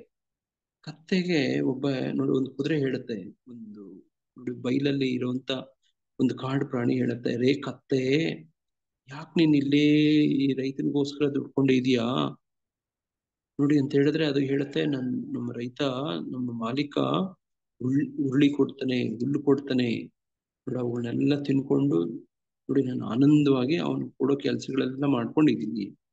ಅದು ಹೇಳುತ್ತೆ ಪ್ರಾಣಿ, ಅಯ್ಯೋ ಮೂರ್ಖ, ಬೈಲು ಇಷ್ಟು ವಿಶಾಲವಾಗಿದೆ, ಓಡೋಗು, ನೋಡಿ ಇಷ್ಟೊಂದು ಹುಲ್ಲು ಎಲ್ಲ ಇದೆ, ಹೋಗು ತಿನ್ನು ಅಂದ್ರೆ ಅದು ಹೋಗಲ್ಲ. ಯಾಕೆ ಹೋಗಲ್ಲ? ಅದು ಅಲ್ಲೇ ಅದಕ್ಕೆ ಸುಖ ಸಿಕ್ಕಿದೆ ಅಲ್ಲ ಪ್ರಭುಜಿ. ಜ್ಞಾನ ಇಲ್ಲ ಪ್ರಭುಜಿ. ಕತ್ತೆ ಅದು ನೋಡಿ, ನಾವ್ ಯಾರನ್ನಾದ್ರೂ ಬೈತೀವಲ್ಲ, ಯಾರಾದ್ರೂ ಬುದ್ಧಿ ಇಲ್ದೆ ನೋಡಿ, ಕಡಿಮೆ ಬುದ್ಧಿವಂತಿಕೆಯಿಂದ ಯಾರಾದ್ರೂ ನಡ್ಕೊಂಡ್ರೆ ನಾವೇನಂತೀರಿ, ಯಾವ ಪ್ರಾಣಿಗೆ ಹೋಲಿಸ್ತೀವಿ? ಕತ್ತೆ ಅಂತೀವಿ. ಹಂಗೆ ಜ್ಞಾನ ಇಲ್ಲದೆ ಇರುವಂತ ಪ್ರಾಣಿಗೆ ಉದಾಹರಣೆ ಕತ್ತೆ ಅಂತೀವಿ. ಅದಕ್ಕೆ ಜ್ಞಾನ ಇಲ್ಲ ನೋಡಿ. ಅದಕ್ಕೆ ಜ್ಞೇಯ ಏನಾಗಿರುತ್ತೆ ಅಂದ್ರೆ ನೋಡಿ, ಈ ತರದ್ದು ಅದಕ್ಕೇನೋ ಒಂದು ಹುರುಳಿ ಸಿಗುತ್ತೆ, ಒಂದು ಹುಲ್ಲು ಸಿಗುತ್ತೆ ನೋಡಿ ಈ ತರದ್ದು ಆಸೆಗಳು ಅದಕ್ಕೆ. ಇದು ಆ ಜ್ಞಾನದ ನೋಡಿ, ಅದು ಉದ್ದೇಶ ಅದಕ್ಕೋಸ್ಕರ ಅದು ಹಂಗೇ ಇರುತ್ತದೆ ನೋಡಿ. ಹಂಗಾಗಿ ನಾವು ಅರ್ಥ ಮಾಡ್ಕೋಬೇಕು ಈ ಶ್ಲೋಕದಲ್ಲಿ, ಒಬ್ಬೊಬ್ಬೊಬ್ಬೊಬ್ಬರಿಗೂ ಕೂಡ ಈಗ ನಾವು ಬದುಕಲು ಒಬ್ಬೊಬ್ಬರನ್ನೇ ವಿಮರ್ಶೆ ಮಾಡ್ಕೊಳ್ಳೋಣ. ಇದು ವಿಮರ್ಶಾ ಸಮಯ ನೋಡಿ. ಇದು ನಾವು ಸ್ವಲ್ಪ ಚಿಂತನೆ ಮಾಡ್ಬೇಕು. ನಿಮ್ ಬದುಕಿಗೆ ನೋಡಿ, ಹಿಂಗೆ ಬದುಕಕ್ಕೆ ಏನೇನೋ ಪ್ರೇರಣೆ ಇರುತ್ತೆ, ಏನೇನೋ ಕಾರಣ ಇರುತ್ತೆ ನೋಡಿ. ಕೆಲವೊಂದು ವೃತ್ತಿ ಮಾಡ್ತಿರ್ತೀರಿ, ಕೆಲವರು ನೋಡಿ ಗೃಹಿಣಿಯರಾಗಿರ್ತೀರಿ, ಕೆಲವರು ನಿಮ್ ಬದುಕನ್ನು ಇಷ್ಟು ದಿನ ಬದುಕಿರ್ತೀರಿ ನೋಡಿ. ಆ ಬದುಕಿಗೆ ಏನೋ ಒಂದು ಪ್ರೇರಣೆ ಆಗಿರುತ್ತೆ, ನೀವೇನೋ ಒಂದು ಆಸೆ ಇಟ್ಕೊಂಡಿರ್ತೀರಿ ನೋಡಿ. ಅದಕ್ಕೋಸ್ಕರ ನೀವು ನೋಡಿ ಏನೇನೋ ಪ್ರಯತ್ನ ಮಾಡ್ತಿರ್ತೀರಿ, ಬದುಕೋಕ್ಕೋಸ್ಕರ ಏನೇನ್ ಮಾಡ್ತಾರೆ ಗೊತ್ತಾ? ನೋಡಿ ಬದುಕ್ಬೇಕು, ಬಾಳ್ಬೇಕು, ನೋಡಿ ಚೆನ್ನಾಗಿ ನೋಡಿ ಸಂಸಾರ ಮಾಡ್ಬೇಕು, ನೋಡಿ ಈ ಥರದೆಲ್ಲ ಒಂದು ಉದ್ದೇಶ ಇಟ್ಕೊಂಡಿರ್ತಾರಲ್ವಾ. ಪ್ರತಿಯೊಬ್ಬರಿಗೂ ಏನೋ ಒಂದು ಇರುತ್ತಲ್ವಾ. ಒಬ್ಬ ವ್ಯಾಪಾರಿಗೆ ನೋಡಿ ಆತನಿಗೆ ಕೂಡ ಏನೋ ಒಂದು ಕರ್ಮ ಮಾಡಕ್ಕೆ ಪ್ರೇರಣೆ. ಕೆಲವರು ವ್ಯಾಪಾರಿಗಳು ಹೆಂಗ್ ದುಡಿತಾರೆ ಅಂದ್ರೆ ನೋಡಿ ಬೆಳಗ್ಗೆ ಸಮಯ ಅಂದ್ರೆ ದುಡ್ಡು. ನೋಡಿ ಅವರಿಗೆ ಸಮಯ ಅಂದ್ರೆ ದುಡ್ಡು. ಫಾರ್ ಎ ಬಿಸ್ನೆಸ್ ಮ್ಯಾನ್ ನೋಡಿ ಟೈಮ್ ಮೀನ್ಸ್ ಮನಿ. ಇಷ್ಟು ನಿಮಿಷಕ್ಕೆ ಎಷ್ಟು ದುಡ್ದೆ, ಇಷ್ಟು ನಿಮಿಷಕ್ಕೆ ಎಷ್ಟು ದುಡ್ದೆ, ಇನ್ನೊಂದಿಷ್ಟು ನಿಮಿಷಕ್ಕೆ ಎಷ್ಟು ದುಡ್ದೆ, ಇದು ಸಮಯ ಅಂದ್ರೆ ದುಡ್ಡು ಆಗಿರುತ್ತೆ. ನೋಡಿ ಅವ್ರಿಗೆ ದುಡ್ಡು ಸಿಕ್ಕಿದ್ರೆ ಆ ದುಡ್ಡು ಇಟ್ಕೊಂಡು ನಾವು ಏನಾದ್ರೂ ಮಾಡ್ಬೋದು ಅಂತ, ಮಜಾ ಮಾಡ್ಬೋದು, ನೋಡಿ ಏನಾದ್ರೂ ಕೊಂಡ್ಕೊಳ್ಬೋದು, ಹೆಂಗಾದ್ರೂ ಆನಂದಿಸ್ಬೋದು ಅಂತ ಅವ್ರಿಗೊಂದು ಕರ್ಮ ಪ್ರೇರಣೆ ಶಕ್ತಿ ಆಗಿರುತ್ತೆ. ನೋಡಿ ಅವ್ರಿಗೂ ಕೂಡ ಟಾರ್ಗೆಟ್ಸ್ಗಳೆಲ್ಲ ಇಟ್ಕೊಂತಾರೆ, ಪ್ಲಾನಿಂಗ್ ಎಲ್ಲ ಮಾಡ್ತಾರೆ. ನೋಡಿ ಕರ್ಮಿಗಳು ಭಾರಿ ನೋಡಿ ಕಷ್ಟಪಡ್ತಾರೆ, ದುಡಿತಾರೆ. ಕೆಲವರೆಲ್ಲರೂ ಸ್ವರ್ಗಕ್ಕೆ ಹೋಗ್ಬೇಕು ಅಂತೇಳಿ ನೋಡಿ ಕೆಲವು ಕರ್ಮಗಳೆಲ್ಲ ಮಾಡ್ತಾರೆ, ಕೆಲವರು ತಪಸ್ಸೆಲ್ಲ ಮಾಡ್ತಾರೆ. ನೋಡಿ ಹಿರಣ್ಯಕಶಿಪುಗೆ ಆತನ ತಪಸ್ಸಿನ ಉದ್ದೇಶ ಏನಾಗಿತ್ತು? ಹಿರಣ್ಯಕಶಿಪು ರಾಜ್ಯ ಎಲ್ಲ ತಂದೆ ಆಗಿರ್ಬೇಕು, ತನ್ನ ಅನ್ಕೊಂಡಂಗೆ ಅವನ್ನೇ ರಾವಣ ಗೆಲ್ಬೇಕು ಅಂತ ಹೋಗಿರ್ತಾನೆ. ಯಾರಿಂದ ಅಂತ ನೋಡಿ ಒಂದು ಹಿರಣ್ಯಕಶಿಪುಗೆ ನೋಡಿ ಅವನು ಆತನ ತಮ್ಮನ್ನ ಕೊಂದವನ ಮೇಲೆ ಸೇಡ್ ತೀರ್ಸ್ಕೋಬೇಕು. ನೋಡಿ ವಿಶ್ವ ವಿಜಯಿ ಆಗ್ಬೇಕಾಗಿ, ಚಿರಂಜೀವಿ ಆಗ್ಬೇಕಾಗಿ. ನೋಡಿ ಇದು ಆತನ ಕರ್ಮದ ಪ್ರೇರಣೆ. ನೋಡಿ ಎಲ್ಲರನ್ನೂ ಅವನು ನಿಯಂತ್ರಿಸ್ಬೇಕಾಗಿ, ಅವನು ಈಶ್ವರ ಆಗ್ಬೇಕಾಗಿ. ನೋಡಿ ಅದಕ್ಕೋಸ್ಕರ ಅವನು ಏನ್ ಮಾಡ್ತಾನೆ? ತಪಸ್ ಮಾಡಿ. ಎಷ್ಟು ವರ್ಷ ಮಾಡ್ತಾನೆ? 40,000 ವರ್ಷ ಮಾಡ್ತಾನೆ. ನೋಡಿ ಹಿಂಗೆ ಜ್ಞಾನ ಜ್ಞೇಯ ಜ್ಞಾನಿ. ನೋಡಿ ಅದನ್ನು ಧ್ರುವ ಮಹಾರಾಜನು ಕೂಡ ಇದೇ ಸ್ಥಾನದಲ್ಲಿ ಕಲ್ಪಿಸ್ಕೊಳ್ಳಿ. ಧ್ರುವ ಮಹಾರಾಜನ್ಗೆ ಏನೋ ಒಂದು ಉದ್ದೇಶ ಇತ್ತು ಆತನ ತಪಸ್ ಮಾಡಕ್ಕೆ. ನೋಡಿ ಅವನು ಕಾಡಿಗೆ ಹುಡ್ಕೊಂಡು ಹೋಗ್ತಿರ್ತಾನೆ. ನೋಡಿ ನಾರಾಯಣ ಸಿಗ್ತಾನೆ ಕಾಡಲ್ಲಿ ಅಂತ ಹುಡ್ಕೊಂಡು ಹೋಗ್ತಿರ್ತಾನೆ. ಗುರುಗಳು ಬರ್ತಾರೆ, ಬಂದು ಏನ್ ಮಾಡ್ತಾರೆ? ಪರೀಕ್ಷೆ ಮಾಡ್ತಾರೆ. ನೋಡಿ ಸಾಧ್ಯವಾದಷ್ಟು ನೋಡಿ ಆತನ ಎಷ್ಟು ಗಂಭೀರವಾಗಿದ್ದಾನೆ ಅಂತ ನೋಡ್ತಾರೆ. ಅವನು ತುಂಬಾ ಗಂಭೀರವಾಗಿದ್ದಾನೆ ಅಂತ ಗೊತ್ತಾದ್ಮೇಲೆ ನೋಡಿ ಮೆಚ್ಕೊಂಡು ಆತನಿಗೆ ನೋಡಿ ಈ ವಿಧಾನವನ್ನ ಹೇಳ್ಕೊಡ್ತಾರೆ. ಅದನ್ನೇ ಇಲ್ಲಿ ಇರೋದು ನೋಡಿ, ಇಂದ್ರಿಯಗಳು, ಕರ್ಮ ಮತ್ತು ಕರ್ತ ನೋಡಿ ಹೆಂಗೆ ಧ್ಯಾನ ಮಾಡ್ಬೇಕು ಅಂತ ಹೇಳ್ಕೊಡ್ತಾರೆ. ಜ್ಞಾನವನ್ನ ಕೊಡ್ತಾರೆ, ಜ್ಞಾನವನ್ನ ಕೊಡ್ತಾರೆ. ಗುರುಗಳು ಏನ್ ಕೊಡ್ತಾರೆ? ಜ್ಞಾನ ಕೊಡ್ತಾರೆ. ಜ್ಞಾನ ಕೊಡ್ತಾರೆ. ಏನ್ ಮಾಡ್ಬೇಕು, ಹೆಂಗ್ ಮಾಡ್ಬೇಕು, ಯಾವಾಗ ಮಾಡ್ಬೇಕು, ಯಾಕೆ ಮಾಡ್ಬೇಕು, ಹೇಗ್ ಮಾಡ್ಬೇಕು ನೋಡಿ. ಅದನ್ನೇ ನಮ್ಮ ಜಯಪತಾಕ ಸ್ವಾಮಿ ಗುರು ಮಹಾರಾಜರು ನೋಡಿ ನಮ್ಮ ಈ ಭಕ್ತರಿದ್ದಾರೆ ನೋಡಿ, ರಸವತಿ ಮುಖರ ಮಾತಾಜಿ, ಯಮುನಾ ಮಹಾಭವಾನಿ ಮಾತಾಜಿ, ಜಯದಾಯಿನಿ ಮಾತಾಜಿ, ತಿಪೂರ್ಣ ರಾಧಿಕಾ ಮಾತಾಜಿ, ಇವರಿಗೆ ದೀಕ್ಷೆ ಕೊಟ್ಟಾಗ ಆ ಇನಿಷಿಯೇಷನ್ ಲೆಕ್ಚರ್ ಅಲ್ಲಿ ಗುರು ಮಹಾರಾಜ್ ಹೇಳಿದ್ರು, ನಾನು I M A lead bird, ನಾನು ಡೈರೆಕ್ಷನ್ಸ್ ಕೊಡ್ತೀನಿ ಅಷ್ಟೇನೆ.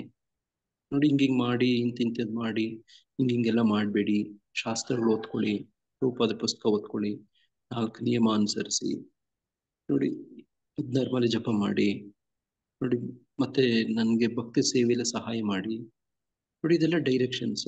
ನೋಡಿ ದೇಹಕ್ಕೆ ನೋಡಿ 12 ಭಾಗಗಳಲ್ಲಿ ತಿಲಕಧಾರಣೆ ಮಾಡ್ಕೊಳ್ಳಿ, ಕಂಠಿ ಹಾರ ಹಾಕೊಳ್ಳಿ, ನೋಡಿ ಭಗವಂತನಿಗೆ ನೋಡಿ ಮನೆಯಲ್ಲಿ ನೋಡಿ ಒಂದು ಪೂಜಾ ವಿಧಾನಗಳ ತರ ಇಟ್ಕೊಳ್ಳಿ. ನೋಡಿ ಈ ತರದ್ದು ಡೈರೆಕ್ಷನ್ಸ್ ಕೊಡ್ತಾರೆ. ಇದು ಜ್ಞಾನ. ರೂಪದ ಪುಸ್ತಕ ಓದ್ಕೊಳ್ಳಿ, ಭಕ್ತಿಶಾಸ್ತ್ರಿ ಕೋರ್ಸ್ ಮಾಡಿ, ನುಡಿತರಿಗೂ ಪ್ರಚಾರ ಮಾಡಿ, ಈ ತರದ ಕೆಲವು ಡೈರೆಕ್ಷನ್ಸ್ ಕೊಡ್ತಾರೆ. ಇದು ಜ್ಞಾನ. ಇದ್ರ ಉದ್ದೇಶ ಏನು ಅನ್ನುವಂಥದ್ದು ಕೂಡ ಗೊತ್ತು. ಉದ್ದೇಶ ಏನಾಗಿರುತ್ತೆ? ಕೃಷ್ಣ ಪ್ರಜ್ಞೆ ಮಾಡುವಂತದ್ರ ಉದ್ದೇಶ ಏನಾಗಿರುತ್ತೆ? ಒಬ್ಬ ಜೀವಾತ್ಮನನ್ನು ಕೃಷ್ಣನ ಕಡೆ ಕರ್ಕೊಂಡು ಹೋಗ್ತಾರೆ. ಹೌದು, ವೆರಿ ಗುಡ್. ಚೈತನ್ಯ ಕೃಷ್ಣ ಆತ್ಮ ಪ್ರೇಮ. ಬರ್ಬೇಕು. ಆಮೇಲೆ ಅದ್ರದ್ದು ಗುರಿ ಆತ್ಮ ಕೃಷ್ಣ ಕಡೆ ಇರುತ್ತೆ. ಕೃಷ್ಣ ಪ್ರೇಮ ಅಂತ ಹೇಳ್ತದೆ ನೋಡಿ. ಅದನ್ನೇ ನೀವು ಬೆಳಗ್ಗೆ ನೋಡಿ ಬ್ರಹ್ಮ ಮುಹೂರ್ತ ಸಾಧನೆ ಮಾಡ್ಬೇಕಾದ್ರೆ ನೋಡಿ, to achieve the success, to achieve Krishna ಪ್ರೇಮ ಅಂತ ಹೇಳ್ಕೊಡ್ತಾರೆ. ದೇವಸ್ಥಾನಗಳಲ್ಲಿ ಕೇಳಿದಿರಿ ಈ ತರ? ಈ ಶಿಕ್ಷಾಷ್ಟಕಂ ಹೇಳಿದ್ಮೇಲೆ ನೋಡಿ ಈ ತರದೆಲ್ಲ ಹೇಳಿಸ್ತಾರೆ. To achieve the success Krishna ಪ್ರೇಮ ಅಂತ ಹೇಳಿಸ್ಕೊಡ್ತಾರೆ. ನೋಡಿ ಹಂಗೆ ಜ್ಞೇಯ ಉದ್ದೇಶ ಏನು ಅಂತಾನು ಇರುತ್ತೆ. ಇದನ್ನೆಲ್ಲ ತಿಳ್ಕೊಬೇಕಾಗಿರೋನು, ಕಲ್ತ್ಕೋಬೇಕಾಗಿರೋನು, ಅಭ್ಯಾಸ ಮಾಡ್ಬೇಕಾಗಿರೋನು ಯಾರಾಗ್ತಾನೆ? ಜ್ಞಾನಿ ಆಗ್ತಾನೆ. ಅವನೇ ಕರ್ತ ಆಗ್ತಾನೆ. ನೋಡಿ ಈ ಜ್ಞಾನವನ್ನೆಲ್ಲಾನು ಕೇಳಿ ತಿಳ್ಕೊಂಡು ಅವನು ಈಗ ಏನ್ ಮಾಡ್ಬೇಕು? ಆಕ್ಷನ್ ಮಾಡ್ಬೇಕು. ಕೇಳಿ ತಿಳ್ಕೊಂಡದನ್ನ, ಓದ್ಕೊಂಡದನ್ನ. ಈಗ ಅಡುಗೆ ಮಾಡೋದು ಹೆಂಗೆ ಅಂತ ಕಲ್ತ್ಕೋತೀವಿ. ಕಲ್ತ್ಕೊಂಡು ನಿದ್ದೆ ಮಾಡ್ಬಿಡ್ತೀರಾ? ಅಡುಗೆ ಮಾಡ್ಕೋಬೇಕು ಆತರ ಅಲ್ವಾ? ಹಂಗೆ ಜ್ಞಾನ, ಜ್ಞೇಯ, ಜ್ಞಾನಿ ಕರ್ಮ ಮಾಡೋದಕ್ಕೆ ಪ್ರೇರಣೆ ಆಗತ್ತೆ ಅಂತ ಒಂದು. ನೋಡಿ ಇಲ್ಲಿ ಈಗ 3 ಘಟ್ಟಗಳಾಗ್ತವೆ, ಕರ್ಮದ 3 ಘಟ್ಟಗಳಾಗ್ತವೆ. ಅದೇನೇನು ಅಂದ್ರೆ ಇಂದ್ರಿಯಗಳು, ಕರ್ಮ ಮತ್ತೆ ಕರ್ತ. ನೋಡಿ ಇಂದ್ರಿಯಗಳು ಇವುಗಳೆಲ್ಲ ನೋಡಿ ಇಲ್ಲಿ 3 ಭಾಗ ಇದೆ. ಹಿಂದೆ ನೋಡಿ 14ನೇ ಶ್ಲೋಕದಲ್ಲಿ ನಾವೇನಾದ್ರು ಓದಿದ್ವಾ? 18ನೇ ಅಧ್ಯಾಯದ 14ನೇ ಶ್ಲೋಕ ಯಾರಾದ್ರೂ ಹೇಳ್ತಾರೆ? 13ನೇ ಶ್ಲೋಕ, 14ನೇ ಶ್ಲೋಕ ನಾನೇ ಹರೇ ಓದ್ಲಾ? ಕೃಷ್ಣ ಪ್ರಭು. ಕರ್ಮಸ್ಥಳ, ದೇಹ, ಕರ್ತ, ವಿವಿಧ ಇಂದ್ರಿಯಗಳು, ವಿವಿಧ ಪ್ರಯತ್ನಗಳು ಮತ್ತು ಕಡೆಯದಾಗಿ ಪರಮಾತ್ಮ. ಈ 5 ಕ್ರಿಯೆಯ 5 ಅಂಶಗಳು. ಹರೇ ಕೃಷ್ಣ. ನೋಡಿ ಅದಕ್ಕೆ ಹಿಂದಿನ ಶ್ಲೋಕದಲ್ಲಿ 13ನೇದಲ್ಲಿ ಹೇಳ್ತಾರೆ, ಮಹಾಭಾವವಾದ ಅರ್ಜುನನೇ, ವೇದಾಂತದ ಪ್ರಕಾರ ಎಲ್ಲ ಕರ್ಮಗಳ ಸಿದ್ಧಿಗೆ 5 ಕಾರಣಗಳಿವೆ. ಅವನ್ನು ನನ್ನಿಂದ ತಿಳಿದುಕೋ. ಅವು 5 ಕಾರಣಗಳು ಯಾವುದು ಅಂದ್ರೆ, ಕರ್ಮಗಳ ಸಿದ್ಧಿಗೆ 5 ಕಾರಣಗಳು ಯಾವ್ಯಾವುದು ಅಂದ್ರೆ, ಈ ಮಾತಾಜರು ಓದಿದ್ರಲ್ಲ, ದೇಹ ನೋಡಿ, ಕರ್ತ ಅಂದ್ರೆ ಆತ್ಮ ನೋಡಿ, ಮಾಡೋನು ಅಂತ. ದೇಹ ಮಾಡೋನು ನೋಡಿ, ಆತ್ಮನಿಗಿರೋ ಈ ವಿವಿಧ ಇಂದ್ರಿಯಗಳು, ಅದು ಜ್ಞಾನೇಂದ್ರಿಯ, ಕರ್ಮೇಂದ್ರಿಯಗಳು ಆಗ್ಬೋದು, ವಿವಿಧ ಪ್ರಯತ್ನಗಳು ಮತ್ತು ಕಡೆಯದಾಗಿ ಪರಮಾತ್ಮ. ಇದು 5 ಅಂಶಗಳು ಒಂದು ಕ್ರಿಯೆಗೆ ಕಾರಣ ಆಗ್ತವೆ. ಈಗ ಅದ್ರ ಮುಂದಿನ ಶ್ಲೋಕದಲ್ಲಿ ಬಂದ್ರೆ 15ನೇ ಶ್ಲೋಕದಲ್ಲಿ ಹೇಳ್ತಾರೆ, ಮನುಷ್ಯನು ದೇಹ, ಮನಸ್ಸು ಮತ್ತು ಮಾತುಗಳ ಮೂಲಕ ಮಾಡುವ ನ್ಯಾಯ ಅಥವಾ ಅನ್ಯಾಯದ ಧರ್ಮಕ್ಕೆ 5 ಅಂಶಗಳೇ ಕಾರಣ. ಮತ್ತೆ ಡಿವಿಷನ್ ಏನದು? ದೇಹ, ಮನಸ್ಸು, ಮಾತು, ಕಾಯ ವಾಚ ಮನಸ. ನೋಡಿ ಇವುಗಳನ್ನು ಇಟ್ಕೊಂಡು 2 ಮಾಡುದು ಎಲ್ಲ. ಇಲ್ಲಿ ಏನ್ ಮಾಡಿದ್ದಾರೆ ಅಂದ್ರೆ, ಈ ಅಧ್ಯಾಯದಲ್ಲಿ ವಿಶೇಷವಾಗಿ ಎಲ್ಲ ವಿಭಾಗಗಳು ಮಾಡಿ ಹೇಳ್ಕೊಡ್ತಿದ್ದಾರೆ. ನೋಡಿ ಈಗ ಯಾವುದೇ ಒಂದು ಸಬ್ಜೆಕ್ಟ್ ಅಂತ ಅನ್ಕೊಳ್ಳಿ. ಈಗ ಒಂದು ಸೈನ್ಸ್ನ ಏನ್ ಮಾಡ್ತಾರೆ? ಭಾಗ ಮಾಡ್ತಾರೆ. ನೋಡಿ ನೀವು ಹೈಸ್ಕೂಲಲ್ಲೆಲ್ಲ ಸೈನ್ಸ್ ಓದಿದಿರಲ್ವಾ? ಏನೇನಿರುತ್ತೆ ಒಂದು ಸೈನ್ಸ್ ಅಲ್ಲಿ? 3 ಭಾಗ ಇರುತ್ತೆ. ಜೀವಶಾಸ್ತ್ರ, ರಸಾಯನಶಾಸ್ತ್ರ, ವಿಭಾಗ. ನೋಡಿ ಒಂದು ವಿಜ್ಞಾನ ಅಂತ ಮಿಕ್ಸ್ ಮಾಡಿ ಹೇಳ್ಕೊಟ್ಬಿಡ್ಬೋದಿತ್ತಲ್ಲ, ಮಾಡೋದಿಲ್ಲ. ನೋಡಿ ಭೌತಶಾಸ್ತ್ರ, ರಸಾಯನಶಾಸ್ತ್ರ, ಜೀವಶಾಸ್ತ್ರ ಅಂತ ವಿಭಾಗ ಮಾಡ್ತಾರೆ. ಈಗ ಮತ್ತೆ ಅದರಲ್ಲಿ ಒಳಗಡೆ ಹೋದ್ರೆ ಮತ್ತೆ ವಿಭಾಗ ಮಾಡ್ಬೋದು. ರಸಾಯನಶಾಸ್ತ್ರವನ್ನ ಹೆಂಗೆ ವಿಭಾಗ ಮಾಡ್ಬೋದು? ಕೆಮಿಸ್ಟ್ರಿನ ಏನೇನು ಭಾಗ ಮಾಡ್ತಾರೆ?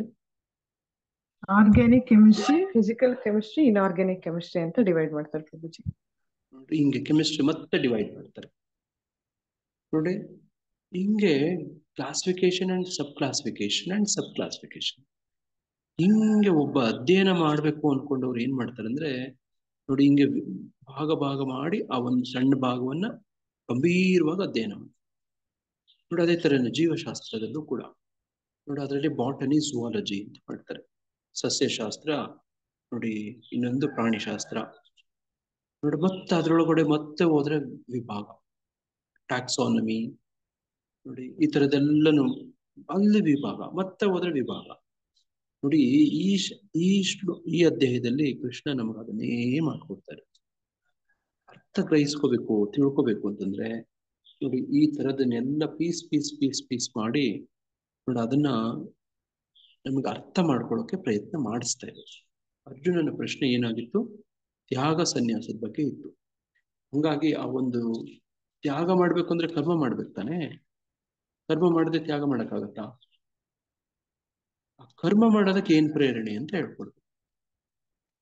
ಹಂಗಾಗಿ ಅಲ್ಲಿ ಕರ್ಮ ಮಾಡೋದಕ್ಕೆ ಜನಗಳು ನೋಡಿ ಏನೇಂದ್ರಲ್ಲೋ ಇಂಟ್ರೆಸ್ಟ್ ಇಟ್ಕೊಂಡು ಏನೇನೋ ಎಫರ್ಟ್ ಹಾಕಿ ಕತ್ತೆ ತರ ದುಡಿತಿರ್ತಾರೆ. ಯಾಕೆ ದುಡಿತಿದ್ದೀರಿ ಅಂತ ಕೇಳಿದ್ರೆ ಅವ್ರಿಗೆ ಹೇಳೋದಕ್ಕೆ ನೋಡಿ, ಅವ್ರಿಗೆ ಸಾಮಾನ್ಯವಾಗಿ ಏನಿರುತ್ತೆ ಕರ್ಮಿಗಳಿಗೆ ಅಂದ್ರೆ ಎಂಜಾಯ್ ಮಾಡಕ್ಕೆ ಅಂತ ಹೇಳ್ತಾರೆ. ಕೇಳಿದ್ರೆ ಈ ತರ ಕೊನೆಯಲ್ಲಿ ಏನ್ ಹೇಳಿದ್ವಿ ಬೇಕು? ಪ್ರಭು. ಹೇಳಿದೆ ಪ್ರಭು. ಕೊನೆಯಲ್ಲಿ ಮಾಡ್ಬೇಕು, ಏನ್ ಬೇಕು? ವಯಸ್ಸಾದ್ಮೇಲೆ ಎಂಜಾಯ್ ಮಾಡ್ಬೇಕಂತ.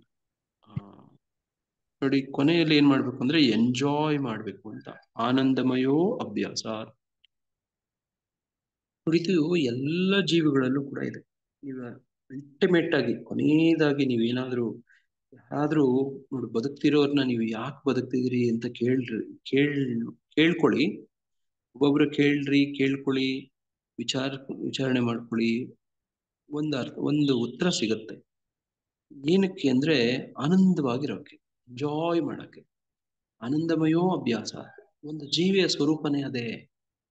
ಎಲ್ಲ ಜೀವಿಗಳಿಗೂ ಏನ್ ಬೇಕು ಕೊನೆಯದಾಗಿ ಅಂದ್ರೆ ಎಂಜಾಯ್ಮೆಂಟ್ ಬೇಕು, ಖುಷಿ ಬೇಕು, ಆನಂದ ಬೇಕು. ಮತ್ತೆ ಇನ್ನು ಬದುಕ್ತಿರೋದೇನಕ್ಕೆ? ಹಂಗೆ ಪ್ರೇರಣೆ ಏನು ಅಂತ ನೋಡಿ. ಒಬ್ಬ ರಿಕ್ಷಾ ಪುಲ್ಲರ್ ಇರ್ತಾನೆ, ಗೊತ್ತಾ? ನಿಮ್ಗೆಲ್ಲ ಅನುಭವ ಇದೆಯೋ ಇಲ್ಲೋ? ನಾನು ಉತ್ತರ ಭಾರತದಲ್ಲಿ ಇದ್ದೆ 6 ವರ್ಷ. ನೋಡಿ, ಅಲ್ಲಿ ರಿಕ್ಷಾಗಳನ್ನ ಆ ಸವಾರಿಗಳನ್ನ ಕೂರಿಸ್ಕೊಂಡು ಕೈಯಲ್ಲಿ ಎಳ್ಕೊಂಡು ಓಡ್ತಿದ್ರು. ಕಲ್ಕತ್ತಾನಲ್ಲೆಲ್ಲ ಇದೆ. ಕೋಲ್ಕತ್ತಾದಲ್ಲಿ, ಡೆಲ್ಲಿಲಿತ್ತು. ಅಯ್ಯೋ, ಬಹಳ. ನಾವು ದಕ್ಷಿಣ ಭಾರತದವರು ಏನಾದ್ರು ಬಂದ್ರೆ ನಾವು ಒತ್ತಾನೆ ಇರ್ಲಿ ನೋಡಿ. ಆಮೇಲೆ ಸೈಕಲ್ ರಿಕ್ಷಾ ತುಳಿಯೋದು ನೋಡಿ. ನಾವು ಕೂರಿಸ್ಕೊಂಡು ಸೈಕಲ್ ತುಳ್ಕೊಂಡು ಹೋಗೋದು. ಅಯ್ಯೋ ಅನ್ಸುತ್ತೆ ದಕ್ಷಿಣ ಭಾರತದವರಿಗೆ. ಏನಿದೆ ಹಿಂಗಿದೆ. ವಾರಣಾಸಿನಲ್ಲಿನೂ ಅದೇ ತರ ಇದೆ. ನೋಡಿ, ಅವರು ರೂಪದ ಹೇಳ್ತಾರೆ ನೋಡಿ, ಇವರೆಲ್ಲ ಯಾಕೆ ಇಷ್ಟು ದುಡಿತಾರೆ ಅಂತಂದ್ರೆ ಅವ್ರಿಗೇನೋ ಒಂದು ಪ್ರೇರಣೆ ಇರ್ಬೇಕಲ್ವಾ. ನಾನು ನೋಡ್ತೀನಿ ಕೆಲವರೆಲ್ಲರೂ ಈ ಕಾರ್ಮಿಕರು, ಲೇಬರ್ಸ್ ಇರ್ತಾರೆ ನೋಡಿ, ಅವ್ರು ತುಂಬಾ ಕಷ್ಟಪಟ್ಟು ದುಡಿತಾರೆ. ಏನಕ್ಕೋಸ್ಕರ? ದಿನದ ಕೊನೆಯಲ್ಲಿ ಅವ್ರು ದುಡ್ಡು ಕೊಟ್ರೆ ಏನ್ ಮಾಡ್ತಾರೆ ಗೊತ್ತಾ? ಸಾರ ಅಂಗಡಿಗೆ ಹೋಗ್ತಾರೆ. ಹೌದು ಪ್ರಭುಜಿ. ಗಂಗಮ್ಮನ ದೇವಸ್ಥಾನಕ್ಕೆ ಹೋಗಿ ತೀರ್ಥ ಕುಡಿದು ಬಿಡ್ತಾರೆ ನೋಡಿ.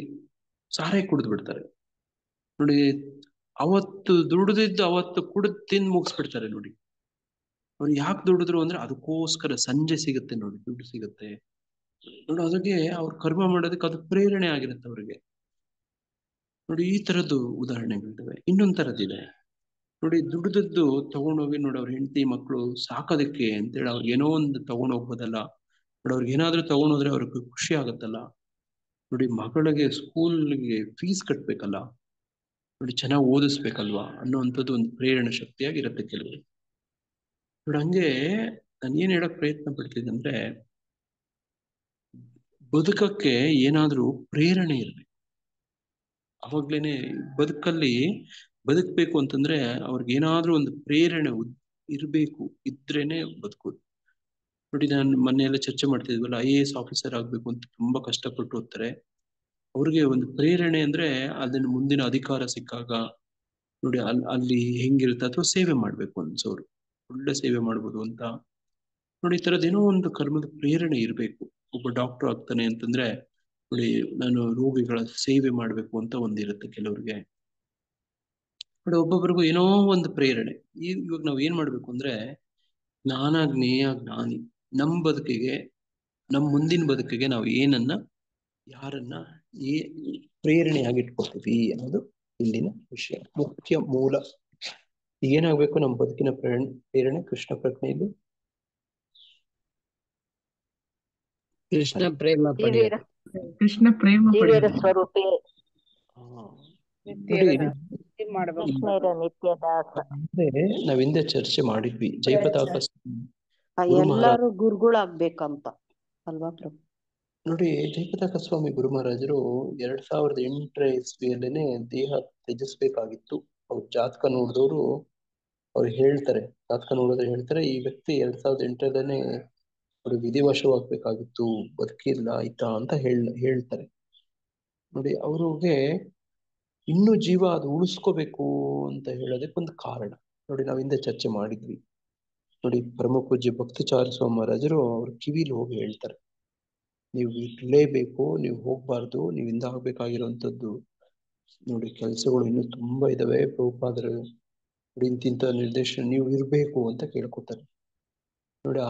ಅಲ್ಲಿಂದ ಆಚೆನೆ ನೋಡಿ ಟೆಂಪಲ್ ಆಫ್ ವೇದಿಕ್ ಪ್ಲಾನೆಟೇರಿಯಂ ಇದೆಲ್ಲ ಶುರು ಮಾಡಿದ್ರು ನೋಡಿ. ಇವ್ರ ಜೀವಿತಾವಧಿಯಲ್ಲೇ ಇದನ್ನ ಮುಗಿಸ್ಬೇಕು ಅಂತ ಹೇಳಿ ನೋಡಿ. ಹಂಗೆ ಒಬ್ಬ ಸನ್ಯಾಸಿ ಆಗ್ಲಿ, ಒಬ್ಬ ಗೃಹಸ್ಥ ಆಗ್ಲಿ, ಒಬ್ಬ ಕಾರ್ಮಿಕ ಆಗ್ಲಿ, ನೋಡಿ ಒಬ್ಬ ತಪಸ್ವಿ ಆಗ್ಲಿ, ಒಬ್ಬ ಅಸುರ ಆಗ್ಲಿ, ನೋಡಿ ಇವ್ರು ಯಾರೇ ಆಗ್ಲಿ ಅವ್ರಿಗೆ ಕರ್ಮ ಮಾಡಕ್ಕೆ ಒಂದು ಪ್ರೇರಣೆ, ಒಂದೇನೋ ಇರ್ತವೆ, ಕೆಲವೆಲ್ಲ ಇರ್ತವೆ. ನೋಡಿ ಈಗ ನಾವು ಗೌಡಿಯ ಪರಂಪರೆ ನೋಡಿ, ಇಲ್ಲ ಈ ಪರಂಪರೆಯಲ್ಲಿ ಆಶ್ರಯ ತಗೊಂಡವರು ನೋಡಿ ನಮ್ಮ ಗುರು ಮಹಾರಾಜರು ಹೇಳ್ತಾರೆ, ನಮ್ಮ ಕರ್ಮ ಪ್ರೇರಣೆ ಏನಾಗಿರ್ಬೇಕು ಅಂದ್ರೆ ನಮ್ಮ ಪೂರ್ವಾಚಾರ್ಯರ ಆ ಒಂದು ಡಿಸೈರ್ ಇರುತ್ತೆ ನೋಡಿ, ಆಸೆ ಇರುತ್ತೆ ನೋಡಿ, ಅದಕ್ಕೆ ಹೊಂದಾಣಿಕೆ ಆಗ್ಬೇಕಂತ. ಅದನ್ನೇ ಗುರು ಪರಂಪರೆ ಅಂತ ಹೇಳೋದು. ಅರ್ಥ ಆಗ್ತಿದೆ ನಾನು ಹೇಳೋದು?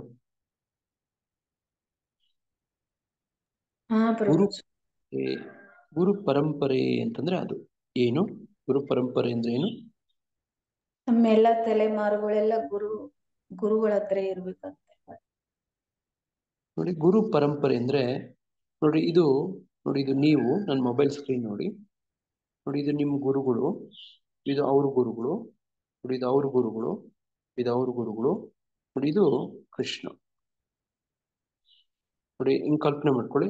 ನೋಡಿ ಇದು ನೀವು. ಈಗ ನಿಮ್ಮ ಆಸೆ, ನಿಮ್ಮ ಗುರುಗಳ ಆಸೆ, ಅವ್ರ ಗುರುಗಳ ಆಸೆ, ಅವ್ರ ಗುರುಗಳ ಆಸೆ, ಅವ್ರ ಗುರುಗಳ ಆಸೆ, ಕೃಷ್ಣನ ಆಸೆ. ನೋಡಿ ಒಂದು ಲೈನ್ಗೆ ಬರ್ಬೇಕು. ಅರ್ಥ ಆಗ್ತಿದೆ ನಾ ಹೇಳೋದು? ಅರ್ಥ ಆಗ್ತಾ ಇದೆ.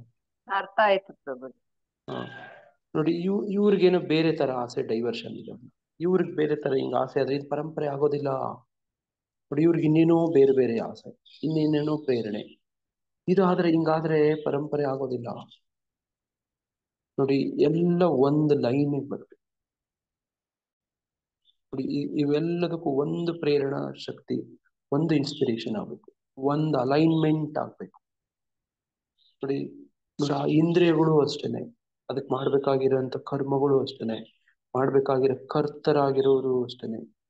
ನೋಡಿ ಇವರೆಲ್ಲ ಡಿಸೈಪಲ್ಸ್, ಇವರೆಲ್ಲ ಆದ್ರೆ ನೋಡಿ ಇವರೆಲ್ಲರಿಗೂ ಒಂದು ಪ್ರೇರಣೆ ಆಗ್ಬೇಕು, ಎಲ್ಲಾನು ಒಂದು ಅಲೈನ್ಮೆಂಟ್ ಹಿಂಗ ಆಗ್ಬೇಕು. ನೋಡಿ ನಾವು ಮೊನ್ನೆ ಭಕ್ತರಿಗೆ ಪ್ರಸಾದ ಕೊಟ್ಟಿ ಪ್ರಭುಜಿ, ಎಲ್ಲ ಪಿತೃಪಕ್ಷದಲ್ಲಿ ಎಲ್ಲಾರು ನಮ್ಮವರೆಲ್ಲ ಚೆನ್ನಾಗಿ. ಹರೇ ಕೃಷ್ಣ. ನೋಡಿ ಹಿಂಗೆ ನೋಡಿ ಜ್ಞಾನದ ಒಂದು ಜ್ಞಾನ, ಜ್ಞೇಯ, ಜ್ಞಾನಿ, ಮೂರು ಕರ್ಮವನ್ನ ಪ್ರೇರಿಸುವ ಅಂಶಗಳು ಇಂದ್ರಿಯಗಳು, ಕರ್ಮ ಮತ್ತು ಕರ್ತ. ನೋಡಿ ನಾವೇನಾದ್ರೂ ಕರ್ಮ ಮಾಡ್ಬೇಕಂದ್ರೆ ನಮ್ಗೆ ಇಂದ್ರಿಯಗಳು ಬೇಕೇ ಆಗ್ತವೆ. ನೋಡಿ ಒಂದು ಕಣ್ಣು, ಒಂದು ಕಿವಿ, ನೋಡಿ ಕೈಗಳು, ಕೈ ಕಾಲುಗಳು ಎಲ್ಲ ಬೇಕು. ನೋಡ್ರಿ ಇಂದ್ರಿಯಗಳು ಓನರ್ ಯಾರು? ಇಂದ್ರಿಯಗಳ ಓನರ್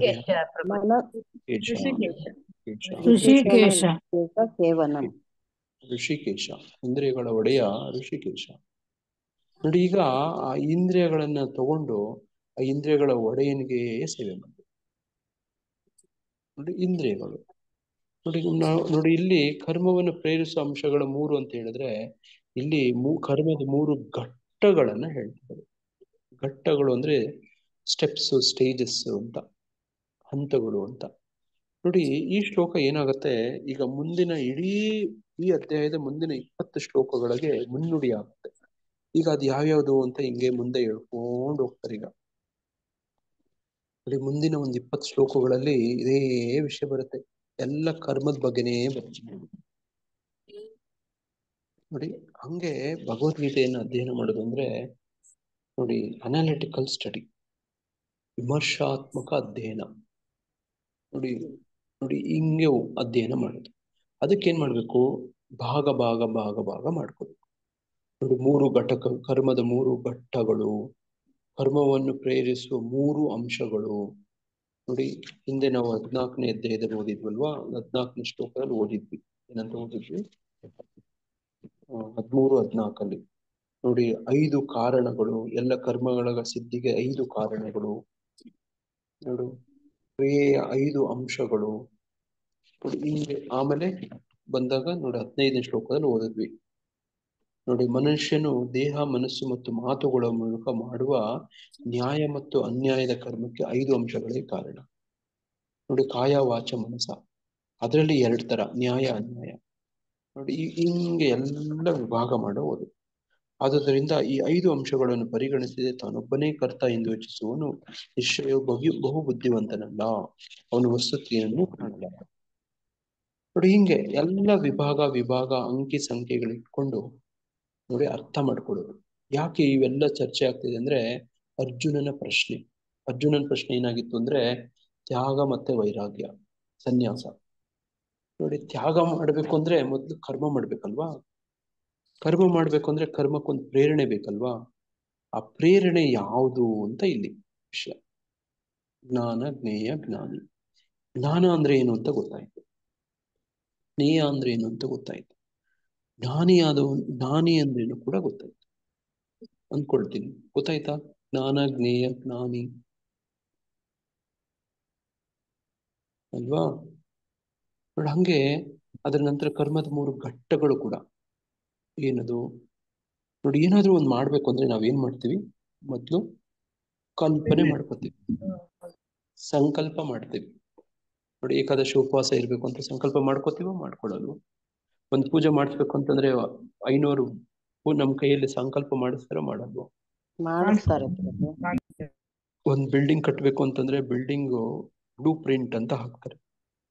ಒಂದು ಪೇಪರ್ ಅಲ್ಲಿ ಮೊದಲು ಬಿಲ್ಡಿಂಗ್ ಕಟ್ತಾರೆ ನೋಡಿ, ಅದ್ರ ಡೈಮೆನ್ಷನ್ಸ್ ಎಲ್ಲಾನು ಫಸ್ಟ್ ಪೇಪರ್ ಮೇಲೆ ಹಾಕ್ತಾರೆ, ಒಂದು ಬಿಲ್ಡಿಂಗ್ ಕಟ್ತಾರೆ ನೋಡಿ. ಮಾನಸಿಕವಾಗಿ ಪ್ಲಾನಿಂಗ್ ನೋಡಿ, ಮೊದಲು ಚಿಂತನೆ ಮಾಡ್ತಾರೆ, ಚಿಂತನೆ ಮಾಡಿ ಪೇಪರ್ ಮೇಲೆ ಬರೀತಾರೆ ನೋಡಿ. ಆಮೇಲೆ ಪೇಪರ್ ಅಲ್ಲಿ ಎಲ್ಲ ಮಾಡ್ಬೇಕೆಲ್ಲ ಸರಿಪಡಿಸ್ಕೊಂಡು ಆಮೇಲೆ ಅದನ್ನ ನೋಡಿ ಭೌತಿಕವಾಗಿ ಕಟ್ತಾರೆ. ಅದನ್ನ ವ್ಯಕ್ತ ಆಗತ್ತೆ, ಅವ್ಯಕ್ತದಿಂದ ನೋಡಿ. ಹಂಗೆ ನೋಡಿ ಇಂದ್ರಿಯಗಳು, ಕರ್ಮ, ಕರ್ತ ನೋಡಿ ಇವುಗಳೆಲ್ಲ ಈ ತರದ ಅಂಶಗಳೆಲ್ಲ ಇದಾವೆ.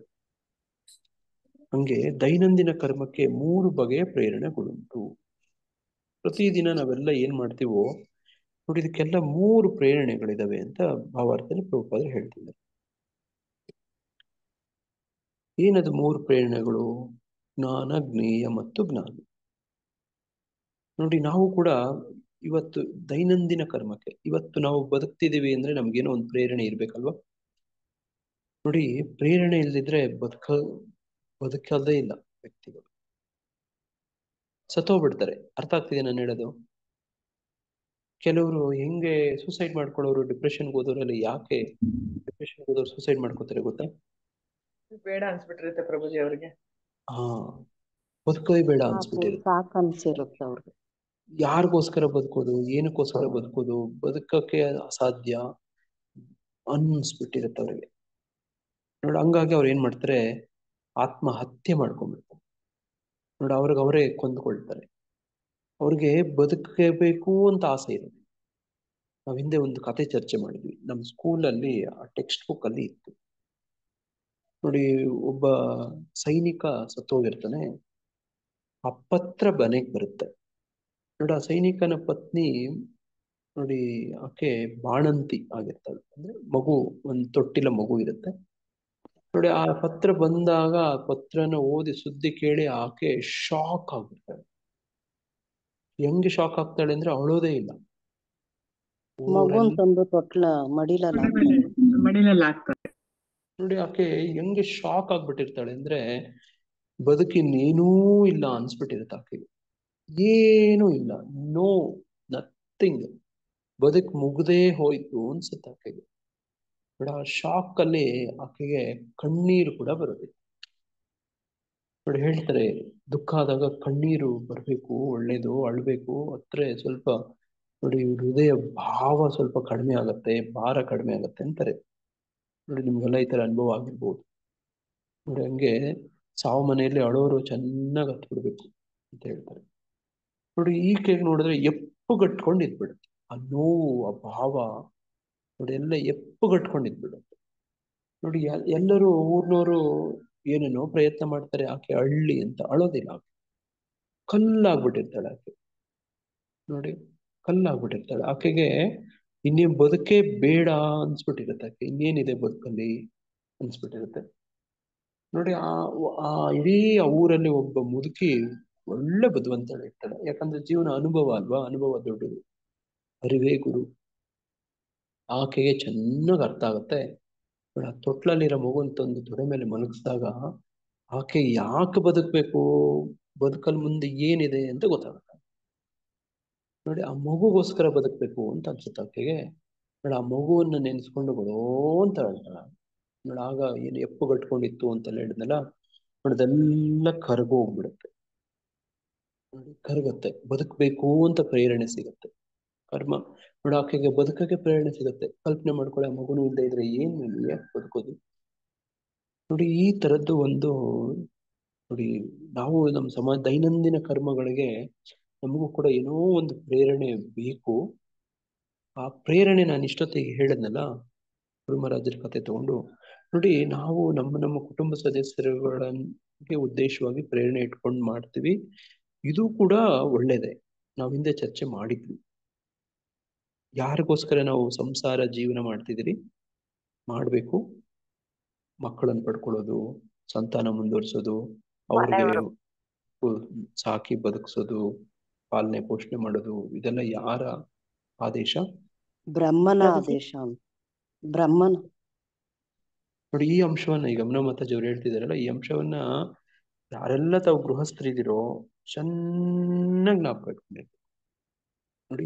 ಈ ಒಂದು ತಿಳುವಳಿಕೆ ಇಟ್ಕೊಂಡು ಭಾಗವತದಲ್ಲಿ ಈ ತರ ಹೇಳಿದೆ ನೋಡಿ. ನೀವು ಯಾರು ನೋಡಿ, ಈಗ ಸನತ್ ಕುಮಾರರ ಕತೆ ನೋಡಿ, ಅದ್ರ ನಂತರ ಏನೆಲ್ಲ ಭಾಗವತದಲ್ಲಿ ನಾವು ಓದಿದೀವಲ್ವಾ, ಅದು ಇದನ್ನ ನಮಗೆ ಜ್ಞಾಪಿಸುತ್ತೆ. ಇದು ನೋಡಿ, ಇದು ನಮ್ಗೆ ಜ್ಞಾಪಿಸುತ್ತೆ. ಬ್ರಹ್ಮನ ಆದೇಶ. ಬ್ರಹ್ಮನಿಗೆ ಯಾರ ಆದೇಶ? ಬ್ರಹ್ಮದೇವನಿಗೆ. ಭಗವಂತನ ಆದೇಶ. ಭಗವಂತನ ಆದೇಶ ಪ್ರಭು. ನೋಡಿ, ನೀವು ನಿಮ್ಮ ಮಕ್ಕಳನ್ನ, ಮೊಮ್ಮಕ್ಕಳನ್ನ ನೋಡಿ, ನಿಮ್ಮ ಬಂಧು ಬಳಗವನ್ನ ನೋಡಿ, ಇವ್ರಿಗೆಲ್ಲರೂ ನೋಡಿ, ನಿಮ್ಗೆ ಲವ್ ಅಂಡ್ ಕೇರ್ ನೋಡಿ, ಒಂದು ಪ್ರೀತಿ, ಒಂದು ಆರೈಕೆ ನೋಡಿ ಅವ್ರು ಮಾಡ್ತಿದ್ದೀರಿ ಅಂದ್ರೆ ಇವಾಗ ಅದ್ರ ಉದ್ದೇಶ ಏನಾಗ್ಬೇಕು ಅಂತ ನಮಗೀಗ ನಮ್ಮ ತಿಳುವಳಿಕೆ ಸರಿ ಮಾಡಿಸ್ಕೋಬೇಕೀಗ.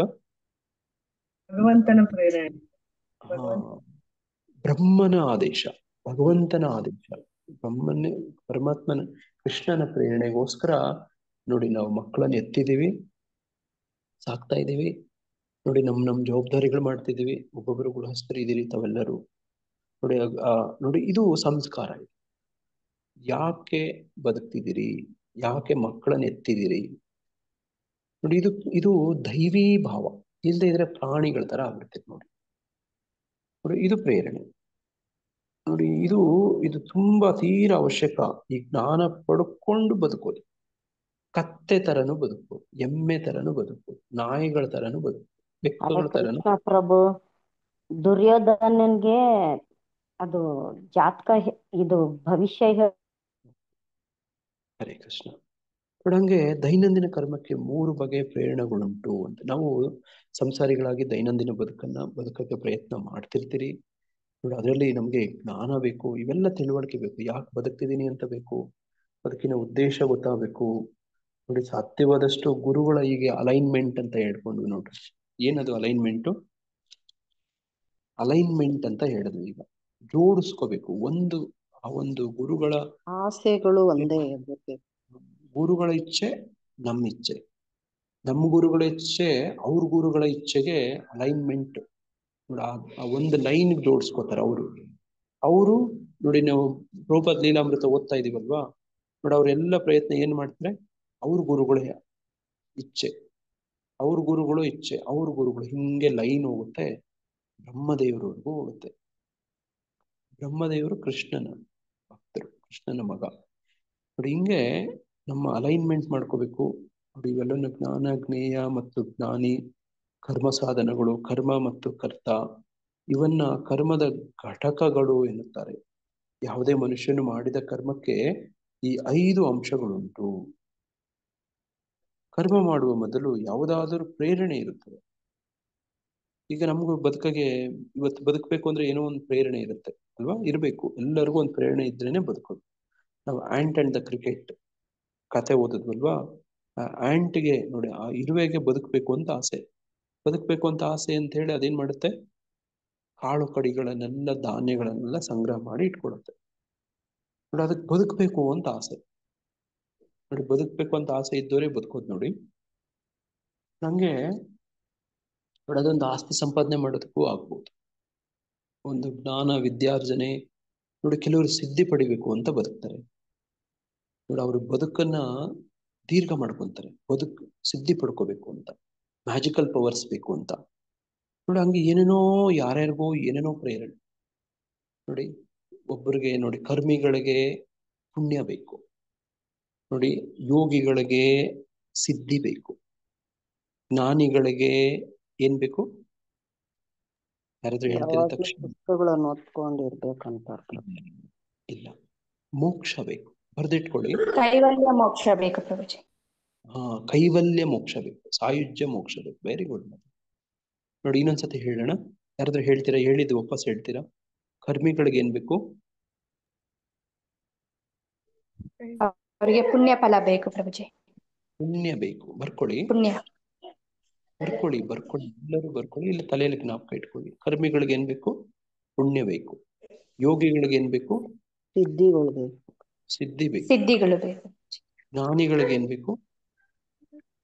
ಮೋಕ್ಷ ಬೇಕು, ಸಾಯುಜ್ಯ ಮೋಕ್ಷ ಬೇಕು. ಇನ್ನು ಉಳ್ಕೊಂಡವ್ರು ಯಾರು? ಭಕ್ತರು ಪ್ರಭು. ಭಕ್ತರಿಗೆ ಏನ್ ಬೇಕು? ಭಕ್ತಿ ಸೇವೆ ಬೇಕು. ಧಾಮದಲ್ಲಿ ಸೇವೆ ಮಾಡೋದು. ನಾನು ಸರ್ ಏನ್ ಬಯಸ್ತಿದ್ದೆ ಅಂದ್ರೆ ಕೃಷ್ಣ ಪ್ರೇಮ ಬೇಕು ಅಂತ ಹೇಳ್ತಿದ್ದೆ ಅಂದ್ಕೊಂಡಿದ್ದೆ. ಕೃಷ್ಣ ಪ್ರೇಮ ಬೇಕು, ಅದು ಭಗವದ್ಧಾಮಕ್ಕೆ ಹೋಗೋದು. ಕೃಷ್ಣ ಪ್ರೇಮ ಬೇಕು, ಕೃಷ್ಣ ಭಕ್ತಿ ಸೇವೆ ಬೇಕು, ಭಕ್ತಿ ಸೇವೆ ಬೇಕು. ನೋಡ್ರಿ ಅವಾಗಲೇ ಮಾತಾಜಿ ಹೇಳಿದ್ರು, ಸೌಮ್ಯ ಮಾತಾಜಿ ನೋಡಿ, ಭಕ್ತಿ ಸೇವೆ ಬೇಕು, ಭಕ್ತಿ ಸೇವಾ ಪ್ರೇಮ ಬೇಕು. ನೋಡಿ ಹಂಗೆ ಇವೆಲ್ಲ ಪ್ರೇರಣೆ, ಒಬ್ಬೊಬ್ಬರಿಗೂ ಒಂದೊಂದು ಪ್ರೇರಣೆ. ನೋಡಿ ಹಂಗೆ ಕರ್ಮ ಮಾಡುವ ಮೊದಲು ಯಾವುದಾದ್ರೂ ಪ್ರೇರಣೆ ಇರುತ್ತದೆ. ಅದಕ್ಕೋಸ್ಕರ ಹಿರಣ್ಯಕಶಿಪು 40,000 ವರ್ಷ ತಪಸ್ ಮಾಡ್ತಾನೆ. ವಾಲ್ಮೀಕಿ ನೋಡಿ ಕೃಷ್ಣ ಪ್ರೇಮ ಬೇಕು ಅಂತೇಳಿ 60,000 ವರ್ಷ ಹುತ್ತದ ಒಳಗಡೆ ತಪಸ್ ಮಾಡ್ತಾನೆ ವಾಲ್ಮೀಕಿ. ನೋಡಿ ಹಂಗೆ ಧ್ರುವ ಮಹಾರಾಜ 6 ತಿಂಗಳು ತಪಸ್ ಮಾಡ್ತಾನೆ. ನೋಡಿ ಹಿಂಗೆ ಇದನ್ನು ಸ್ಫೂರ್ತಿ ಎಂದು ಕರೆಯುತ್ತಾರೆ. ಎಲ್ಲರಿಗೂ ಏನಾದ್ರೂ ಒಂದು ಸ್ಫೂರ್ತಿ ಬೇಕು. ನೋಡಿ ಒಲಿಂಪಿಕ್ ಅಲ್ಲಿ ಗೋಲ್ಡ್ ಮೆಡಲ್ ತಗೋಬೇಕು ಅಂತ ಹೇಳಿ ಎಷ್ಟು ಕಷ್ಟಪಡ್ತಾರೆ ಗೊತ್ತಾ? ನೋಡಿ IAS ಆಗ್ಬೇಕು ಅಂತ ಹೇಳಿ ವರ್ಷ ಒಂದು 5-6 ಲಕ್ಷ ಜನ ಕೂತ್ಕೊಂಡು ಓದ್ತಾರೆ. ಎಷ್ಟು ಜನ ಆಗ್ತಾರೆ IAS? 100 ಜನ ಆಗ್ತಾರೆ ಅಷ್ಟೇ. 100 ಜನ IAS ಕೊಡ್ತಾರೆ, ಒಂದು 200 ಜನಕ್ಕೆ IPS ಕೊಡ್ತಾರೆ, ಒಂದು 300 ಜನಕ್ಕೆ IRS ಅಂತ ಕೊಡ್ತಾರೆ. ಇನ್ನು ಉಳಿದವರು ಅದು ಇದು ಬೇರೆ ಬೇರೆ ಸರ್ವಿಸ್ಗಳೆಲ್ಲ ಸೇರಿದ್ರೆ 1,000 ಜನಕ್ಕೆ ಆ ಒಂದೇ ಪರೀಕ್ಷೆಯಲ್ಲಿ ಕೆಲಸ ಸಿಗ್ಬೋದು. ಬಟ್ ಹಂಗೆ ಸ್ಫೂರ್ತಿ ಬೇಕು, ಎಲ್ಲರಿಗೂ ಸ್ಫೂರ್ತಿ ಬೇಕು. ವಾಸ್ತವವಾಗಿ ಕೆಲಸ ಮಾಡುವ ಮೊದಲು ಕಂಡುಕೊಂಡ ಪರಿಹಾರಗಳು ಕರ್ಮದ ಒಂದು ಸೂಕ್ಷ್ಮ ರೂಪ. ಕೆಲಸ ಮಾಡೋ ಮೊದಲು ನಾವೇನ್ ಮಾಡ್ಕೋತೀವಿ? ಒಂದು ಸೂಕ್ಷ್ಮವಾಗಿ ನಾವು ಇವುಗಳನ್ನ ನೋಡಿ, ಪರಿಹಾರಗಳು ಕರ್ಮದ ಒಂದು ಸೂಕ್ಷ್ಮ ರೂಪ. ನಾವು ಚಿಂತನೆ ಮಾಡ್ತೀವಲ್ವಾ, ಸಂಕಲ್ಪ ಮಾಡ್ತೀವಲ್ವಾ, ಪ್ಲಾನಿಂಗ್, ಯೋಚನೆ ನೋಡಿ, ಸಂಕಲ್ಪ ನೋಡಿ, ಇವೆಲ್ಲನೂ ಮಾಡ್ತೀವಿ. ಮಾಡಕ್ ಮೊದಲು ಸೂಕ್ಷ್ಮ ರೂಪದಲ್ಲಿ ಮಾಡ್ತೀವಿ. ಅನಂತರ ಕರ್ಮವು ಕಾರ್ಯರೂಪವನ್ನು ಪಡೆಯುತ್ತದೆ. ಅದನ್ನೇ ಬಿಲ್ಡಿಂಗ್ ಕಟ್ಬೇಕಂದ್ರೆ ಮೊದಲು ಮನಸ್ಸಲ್ಲಿ ಬರುತ್ತೆ, ಆಮೇಲೆ ಒಂದು ಪೇಪರ್ ಮೇಲೆ ಬರ್ಕೋತಾರೆ. ನೋಡಿ ನೀವು ಯಾರಾದ್ರೂ ಆರ್ಕಿಟೆಕ್ಟ್ ಹತ್ರ ನೀವು ನಿಮ್ಮ ಮನೆ ಕಟ್ಬೇಕು ಅಂತ ಕೇಳಿದಾಗ ಅವ್ರು ಕೇಳ್ತಾರೆ, ಏನಂತ ಕೇಳ್ತಾರೆ? ನಿಮ್ಮ ಹತ್ರ ಸ್ವಲ್ಪ ಮಾಹಿತಿ ಕೇಳ್ತಾರೋ ಇರಲ್ವೋ? ನಿಮ್ಗೆ ಎಷ್ಟು ಬೆಡ್ರೂಮ್ ಬೇಕು? ಸೈಜ್ ಕೇಳ್ತಾರೆ ಪ್ರಭು. ಎಷ್ಟು ಸೈಜ್ ಇದೆ, ನೀವು ಎಷ್ಟು ಅದರಲ್ಲಿ ಕಟ್ಟಡ ಕಟ್ತೀರಾ?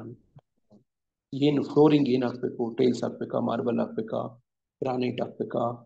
ನೋಡಿ ಬಾಗ್ಲು ನೋಡಿ ಟೀಕಲ್ ಮಾಡ್ಬೇಕಾ, ನೋಡಿ ಕಬ್ಬಿಣದಲ್ಲಿ ಮಾಡ್ಬೇಕಾ, ಅಥವಾ ಬೇರೆ ಯಾವ್ದಾದ್ರು ಮರದಲ್ಲಿ, ಬೇವಿನ ಮರದಲ್ಲಿ ಮಾಡ್ಬೇಕಾ? ನೋಡಿ ಈ ತರದ್ದು ಮೊದಲು ಸೂಕ್ಷ್ಮ ರೂಪದಲ್ಲಿ ನಾವು ಚಿಂತನೆ ಮಾಡ್ತೀವಿ, ಆಮೇಲೆ ಕಾರ್ಯರೂಪ ಮಾಡ್ತೀವಿ ಅಲ್ವಾ? ಎಲ್ಲವನ್ನು ಹಂಗೆ ಮಾಡೋದು ನಾವು. ಮೊದಲು ಮನುಷ್ಯನು, ಅದಕ್ಕೆ ಇಂಗ್ಲಿಷಲ್ಲಿ ಹೇಳ್ತಾರೆ ಥಿಂಕ್ ಬಿಫೋರ್ ಯು ಇಂಕ್ ಅಂತ ಹೇಳ್ತಾರೆ. Think before you ink. ಬರೆಯಕ್ ಮೊದಲು ನಾವು ಯೋಚನೆ ಮಾಡ್ತೀವಿ ಅಲ್ವಾ? ಮೊದಲು ಮನುಷ್ಯನು ವಿಚಾರ, ಭಾವ ಮತ್ತು ಸಂಕಲ್ಪ. ನೋಡಿ, ವಿಚಾರ, ಭಾವ ಮತ್ತು ಸಂಕಲ್ಪ ಇವುಗಳ ಮಾನಸಿಕ ಪ್ರಕ್ರಿಯೆಗಳನ್ನು ಅನುಭವಿಸಬೇಕು. ಇದಕ್ಕೆ ಪ್ರೇರಣೆ ಎಂದು ಹೆಸರು. ನೋಡಿ, ಕರ್ಮಕ್ಕೆ ಸ್ಫೂರ್ತಿಯು ಧರ್ಮಗ್ರಂಥದಿಂದ ಬರಲಿ, ಗುರುವಿನ ಉಪದೇಶದಿಂದ ಬರಲಿ, ಅದು ಒಂದೇ. ನೋಡಿ, ಗುರುಗಳು ಹೇಳ್ಕೊಳ್ಳೋದು ಧರ್ಮಗ್ರಂಥಗಳಲ್ಲಿ ಇರೋದು ವಿರುದ್ಧವಾಗಿ ಹೇಳ್ಕೊಡ್ತಾರ, ಅದೇ ತರ ಹೇಳ್ಕೊಡ್ತಾರ? ಅದೇ ತರ ಹೇಳ್ಕೊಡ್ತಾರೆ. ಸ್ಫೂರ್ತಿಯನ್ನ ನೋಡಿ, ಧರ್ಮ ಗ್ರಂಥಗಳಿಂದ ಪಡ್ಕೋಬೇಕು, ಗುರುಗಳಿಂದ ಪಡ್ಕೋಬೇಕು, ಭಕ್ತರಿಂದ ಪಡ್ಕೋಬೇಕು. ಸಾಧು ಶಾಸ್ತ್ರ ಗುರು. ಯಾರಾದ್ರೂ ರಿಪೀಟ್ ಮಾಡಿ. ಸಾಧು ಶಾಸ್ತ್ರ ಗುರು. ಶಾಸ್ತ್ರ ಗುರು. ನೋಡಿ, ಇವುಗಳಿಂದ ನಮಗೆ ಪ್ರೇರಣೆ ಬೇಕು. ಹಾ ನೋಡಿ, ಇದು ಕರ್ಮಕ್ಕೆ ಸ್ಫೂರ್ತಿ ಧರ್ಮ ಗ್ರಂಥದಿಂದ ತಗೋಬೇಕು. ನೋಡಿ, ಏನ್ ಮಾಡಿದ್ರೆ ಏನಾಗುತ್ತೆ ಅಂತ ನೋಡಿ ಧರ್ಮ ಗ್ರಂಥಗಳಲ್ಲಿ ಕೊಟ್ಟಿದ್ದಾರೆ. ನೋಡಿ, ಅದು ಗುರುವಿಂದ ಕೂಡ ಬರುತ್ತೆ ಅಲ್ವಾ. ನೋಡಿ, ಅದನ್ನೇ ನೋಡಿ ನೋಡಿ ಸ್ಫೂರ್ತಿಯು ಇದ್ದು ಕರ್ತಾರನೂ ಇದ್ದಾಗ ವಾಸ್ತವ ಚಟುವಟಿಕೆಯು ಮನಸ್ಸು ಸೇರಿದಂತೆ ಇಂದ್ರಿಯಗಳ ನೆರವಿನಿಂದ ಆಗುತ್ತದೆ. ನೋಡ, ನಾವೇನ್ ಕಲ್ಪನೆ ಮಾಡ್ಕೊಂಡಿರ್ತೀವಲ್ವಾ, ಕರ್ತಾರನು ಇದ್ದಾಗ ವಾಸ್ತವ ಚಟುವಟಿಕೆ ಮಾಡೋದು ಯಾವುದು? ಇಂದ್ರಿಯಗಳೇ ಅಲ್ವಾ. ನೀವು ಚಿಂತನೆ ಮನಸ್ಸಲ್ಲಿ ಮಾಡ್ತೀವಿ ನೋಡಿ, ಇಲ್ಲಿ ಹೇಳ್ದಂಗೆ ವಿಚಾರ, ಭಾವ, ಸಂಕಲ್ಪ ಎಲ್ಲ ಮನಸ್ಸಲ್ಲಿ ಮಾಡ್ತೀರಿ. ಕಾರ್ಯರೂಪ ಮಾಡೋದು ಯಾವುದು? ಕೈಗಳಿಂದನೇ ಅಲ್ವಾ. ಕೈಗಳು ಕಾಲುಗಳಿಂದನೇ ಅಲ್ವಾ. ಇಂದ್ರಿಯಗಳು ಕಣ್ಣು, ಬಾಯಿ. ನೀವು ಯೋಚನೆ ಮಾಡೋದು ಮನೆಯಲ್ಲಿ ಅದನ್ನ ಮಾಡೋದು ಕೈಯಿಂದಾನೆ. ನೀವು ಅಡುಗೆ ಮಾಡ್ಬೇಕು, ಏನೇನ್ ಹಾಕ್ಬೇಕು, ಇವತ್ತೇನ್ ಮಾಡ್ಬೇಕು ಅಂತ ಡಿಸೈಡ್ ಮಾಡ್ತೀರಿ. ಆಮೇಲೆ ಅಡುಗೆ ಮಾಡಕ್ ಶುರು ಮಾಡ್ತೀರಿ. ಕೈಗಳಿಂದಾನೇ ಮಾಡ್ತೀರಿ ಅಲ್ವಾ. ಕೈ, ಕಣ್ಣು, ಕಿವಿ, ನಾಲ್ಗೆ, ಕಾಲುಗಳು. ನೋಡಿ, ಹಂಗೆ ಇಂದ್ರಿಯಗಳ ನೆರವಿನಿಂದ ಆಗುತ್ತದೆ. ಮನಸ್ಸು ಎಲ್ಲ ಇಂದ್ರಿಯಗಳ ಕೇಂದ್ರ. ಒಂದು ಕಾರ್ಯದ ಎಲ್ಲ ಘಟಕಗಳ ಒಟ್ಟಾರೆ ಮೊತ್ತವನ್ನು ಕರ್ಮ ಸಂಗ್ರಹ ಎಂದು ಇರುತ್ತೆ. ನೋಡಿ, ಹಿಂಗೆ ಯಾರು ಇಂದ್ರಿಯಗಳು ಶುದ್ಧವಾಗಿರುತ್ತೋ, ಯಾರು ಮನಸ್ಸು ಶುದ್ಧವಾಗಿರುತ್ತೋ, ಯಾರು ಬುದ್ಧಿ ಸರಿಯಾಗಿ ನೋಡಿ ಶುದ್ಧವಾಗಿರುತ್ತೋ, ಯಾರ ಸಂಕಲ್ಪ ಶುದ್ಧವಾಗಿರುತ್ತೋ, ನೋಡಿ ಕೃಷ್ಣ ಭಾವನಾಮೃತ ಸಂಘ ಅಂತ. ಯಾರ ಭಾವ, ಯಾರ ವಿಚಾರಗಳು ಶುದ್ಧವಾಗಿರುತ್ತೋ ಅದೇ ಕೃಷ್ಣ ಪ್ರಜ್ಞೆ. ಕೃಷ್ಣ ಪ್ರಜ್ಞೆ. ಅದಕ್ಕೆ ಕೃಷ್ಣ ಪ್ರಜ್ಞೆ ಭಕ್ತಿ ಸೇವೆ ಮಾಡ್ಬೇಕಂದ್ರೆ ಏನಾಗ್ಬೇಕು? ಅಶುದ್ಧವಾದದ್ದು, ಪಾಪಕರವಾದದ್ದು, ನೋಡಿ ಶಾಸ್ತ್ರಗಳು ನಿಷೇಧಿಸಿರೋದು, ಇವುಗಳನ್ನೆಲ್ಲ ಮಾಡಿದ್ರೆ ನೋಡಿ ಕೃಷ್ಣನ ಸೇವೆ ಮಾಡಕ್ಕಾಗಲ್ಲ. ಕೃಷ್ಣನ ಸೇವೆ ಮಾಡ್ಬೇಕು, ಏನ್ ಮಾಡ್ಬೇಕೀಗ? ಶುದ್ಧಿ ಮಾಡ್ಕೊಬರ್ಬೇಕು. ಏನ್? ಶುದ್ಧಿಯಾಗಿರ್ಬೇಕು. ಕಾಯ, ವಾಚ, ಮನಸ, ಇಂದ್ರಿಯಗಳು, ನೋಡಿ ನಮ್ಮ ಚಿಂತನೆಗಳು, ನಮ್ಮ ವಿಚಾರಗಳು, ನಮ್ಮ ಭಾವಗಳು, ನಮ್ಮ ಸಂಕಲ್ಪಗಳು ಇವೆಲ್ಲ ಶುದ್ಧಿಯಾಗಿದ್ರೇನೇ ಕೃಷ್ಣನ ಸೇವೆ ಮಾಡಕ್ಕಾಗುತ್ತೆ. ನೋಡಿ, ಒಬ್ಬ ಕ್ರಿಮಿನಲ್ ಆಗಿರ್ತಾನೆ. ಕ್ರಿಮಿನಲ್ನ ಒಬ್ಬ ಪಕ್ಕ ದೊಡ್ಡ ಕ್ರಿಮಿನಲ್ ಹಿನ್ನೆಲೆ ಇರ್ತಾನೆ. ಆತನ ಗೌರ್ಮೆಂಟ್ ಕೆಲ್ಸಕ್ಕೆ ಸೇರ್ಸ್ಕೊಂತಾರ? ಇಲ್ಲ ಪ್ರಭು, ಸೇರ್ಸ್ಕೊಳ್ಳಲ್ಲ ಪ್ರಭು. ಸೇರ್ಸ್ಕೊಳಲ್ಲ. ಗೊತ್ತಾ ನಿಮ್ಗೆ? ಯಾರಿಗಾದ್ರೂ ಕೆಲಸ ಸೇರ್ಸ್ಕೋಬೇಕಂದ್ರೆ ಗೌರ್ಮೆಂಟ್ ಅಲ್ಲಿ ಪೊಲೀಸ್ ಎನ್ಕ್ವೈರಿ ಆಗುತ್ತೆ, ಗೊತ್ತಾ? ಪೊಲೀಸ್. ಹೌದು ಪ್ರಭು, ಅವ್ರ ಹಿನ್ನೆಲೆ ಎಲ್ಲ ತಿಳ್ಕೊಳ್ತಾರೆ. ನೋಡಿ, ನಿಮ್ಗೊಂದು ಕ್ರಿಮಿನಲ್ ಹಿನ್ನೆಲೆ ಇದೆ ಅಂದ್ರೆ ನಿಮ್ ಗೌರ್ಮೆಂಟ್ ಕೂಡ ಕೆಲ್ಸಕ್ಕೆ ಸೇರ್ಸ್ಕೊಳಲ್ಲ, ಕೆಲಸ ಕೊಡಲ್ಲ. ಇನ್ನ ಕೃಷ್ಣ ಕೊಡ್ತಾನ? ಸೇರ್ಸ್ಕೊಳಲ್ಲ. ಅದನ್ನೇ ಗುರುಗಳು ಅವ್ರ ಹತ್ರ ಆಶ್ರಯ ಪಡ್ಕೊಂಡು ಆ ಮುಖಾಂತರ ಬಂದ್ರೆ ಏನೋ ಸಾಧ್ಯತೆ ಇರುತ್ತೆ. ಹಂಗೆ ನೋಡಿ, ನ್ಯಾಯ ಅನ್ಯಾಯ ಎರಡು ಜೊತೆಗೆ ಹೋಗಕ್ಕಾಗಲ್ಲ. ಅಧರ್ಮ ಧರ್ಮ ಎರಡು ಒಟ್ಟಿಗೆ ಹೋಗಕ್ಕಾಗಲ್ಲ ಅಲ್ವಾ. ಒಂದು ಹಂತದಲ್ಲಿ ಒಂದನ್ನು ಬಿಡ್ತಾ ಹೋಗ್ಬೇಕು, ಇನ್ನೊಂದನ್ನು ಇಟ್ಕೋತಾ ಹೋಗ್ಬೇಕು. ನಾವು ನಮ್ಮ ಹಂತದ ಯಾವುದು ಅಂತ ನಾವು ನೋಡ್ಕೋಬೇಕು. ಮುಂದಿನ ಹಂತಗಳಿಗೆ ಸ್ವಲ್ಪನೇ ಬಿಡ್ತಾ ಇನ್ನೊಂದನ್ನು ಬೆಳೆಸ್ಕೊತಾ ಹೋಗ್ಬೇಕು. ಇದು ನಮ್ಗೆ ನಮ್ಮ ಆಚಾರ್ಯರು ಹೇಳ್ಕೊಡೋದು. ಅದಕ್ಕೆ 4 ನಿಯಮಗಳು ಎಲ್ಲ ತುಂಬಾ ಮುಖ್ಯ ಆಗುತ್ತೆ. ತಾವು ನೋಡಿ, ಯಾರ್ಯಾರು ಯಾವ್ಯಾವ ಹಂತದಲ್ಲಿ ಇದ್ದೀರಿ ನೋಡಿ, ಸ್ವಲ್ಪನೇ ಒಂದು ಬಿಡ್ತಾ ಇನ್ನೊಂದನ್ನು ಹಿಡ್ಕೋತಾ ಹೋಗ್ಬೇಕು. ಸ್ವಲ್ಪನೇ, ಸಾಧ್ಯವಾದ್ರೆ ಒಂದೇ ಸಾಧ್ಯ. ನನಗೆ ಯಾರೋ ಒಬ್ಬರು ಭಕ್ತರು ಹೇಳ್ತಿದ್ರು, ಜಯದಾಯಿನಿ ವಿಮಲ ಮಾತಾಜಿಯವರು ಹೇಳ್ತಿದ್ರು ನೋಡಿ, ಅವರು ಇವೆಲ್ಲ ಕೇಳಿ, ವಿಚಾರಗಳೆಲ್ಲ ಕೇಳಿ ಅವ್ರ ಮನೇಲಿ ಈರುಳ್ಳಿ ಬೆಳ್ಳುಳ್ಳಿ ಎಲ್ಲ ಇತ್ತಂತೆ. ಏನ್ ಮಾಡಿದ್ರಿ ಮಾತಾಜಿ? ಜಯದಾಯಿನಿ ಮಾತಾಜಿಯವರು ಇದ್ದಾರ? ಅವ್ರ ಮಾತಲ್ಲೇ ಕೇಳಿದ ಇದಾರ ಮಾತಾಜಿಯವರು ಇಲ್ಲಿ?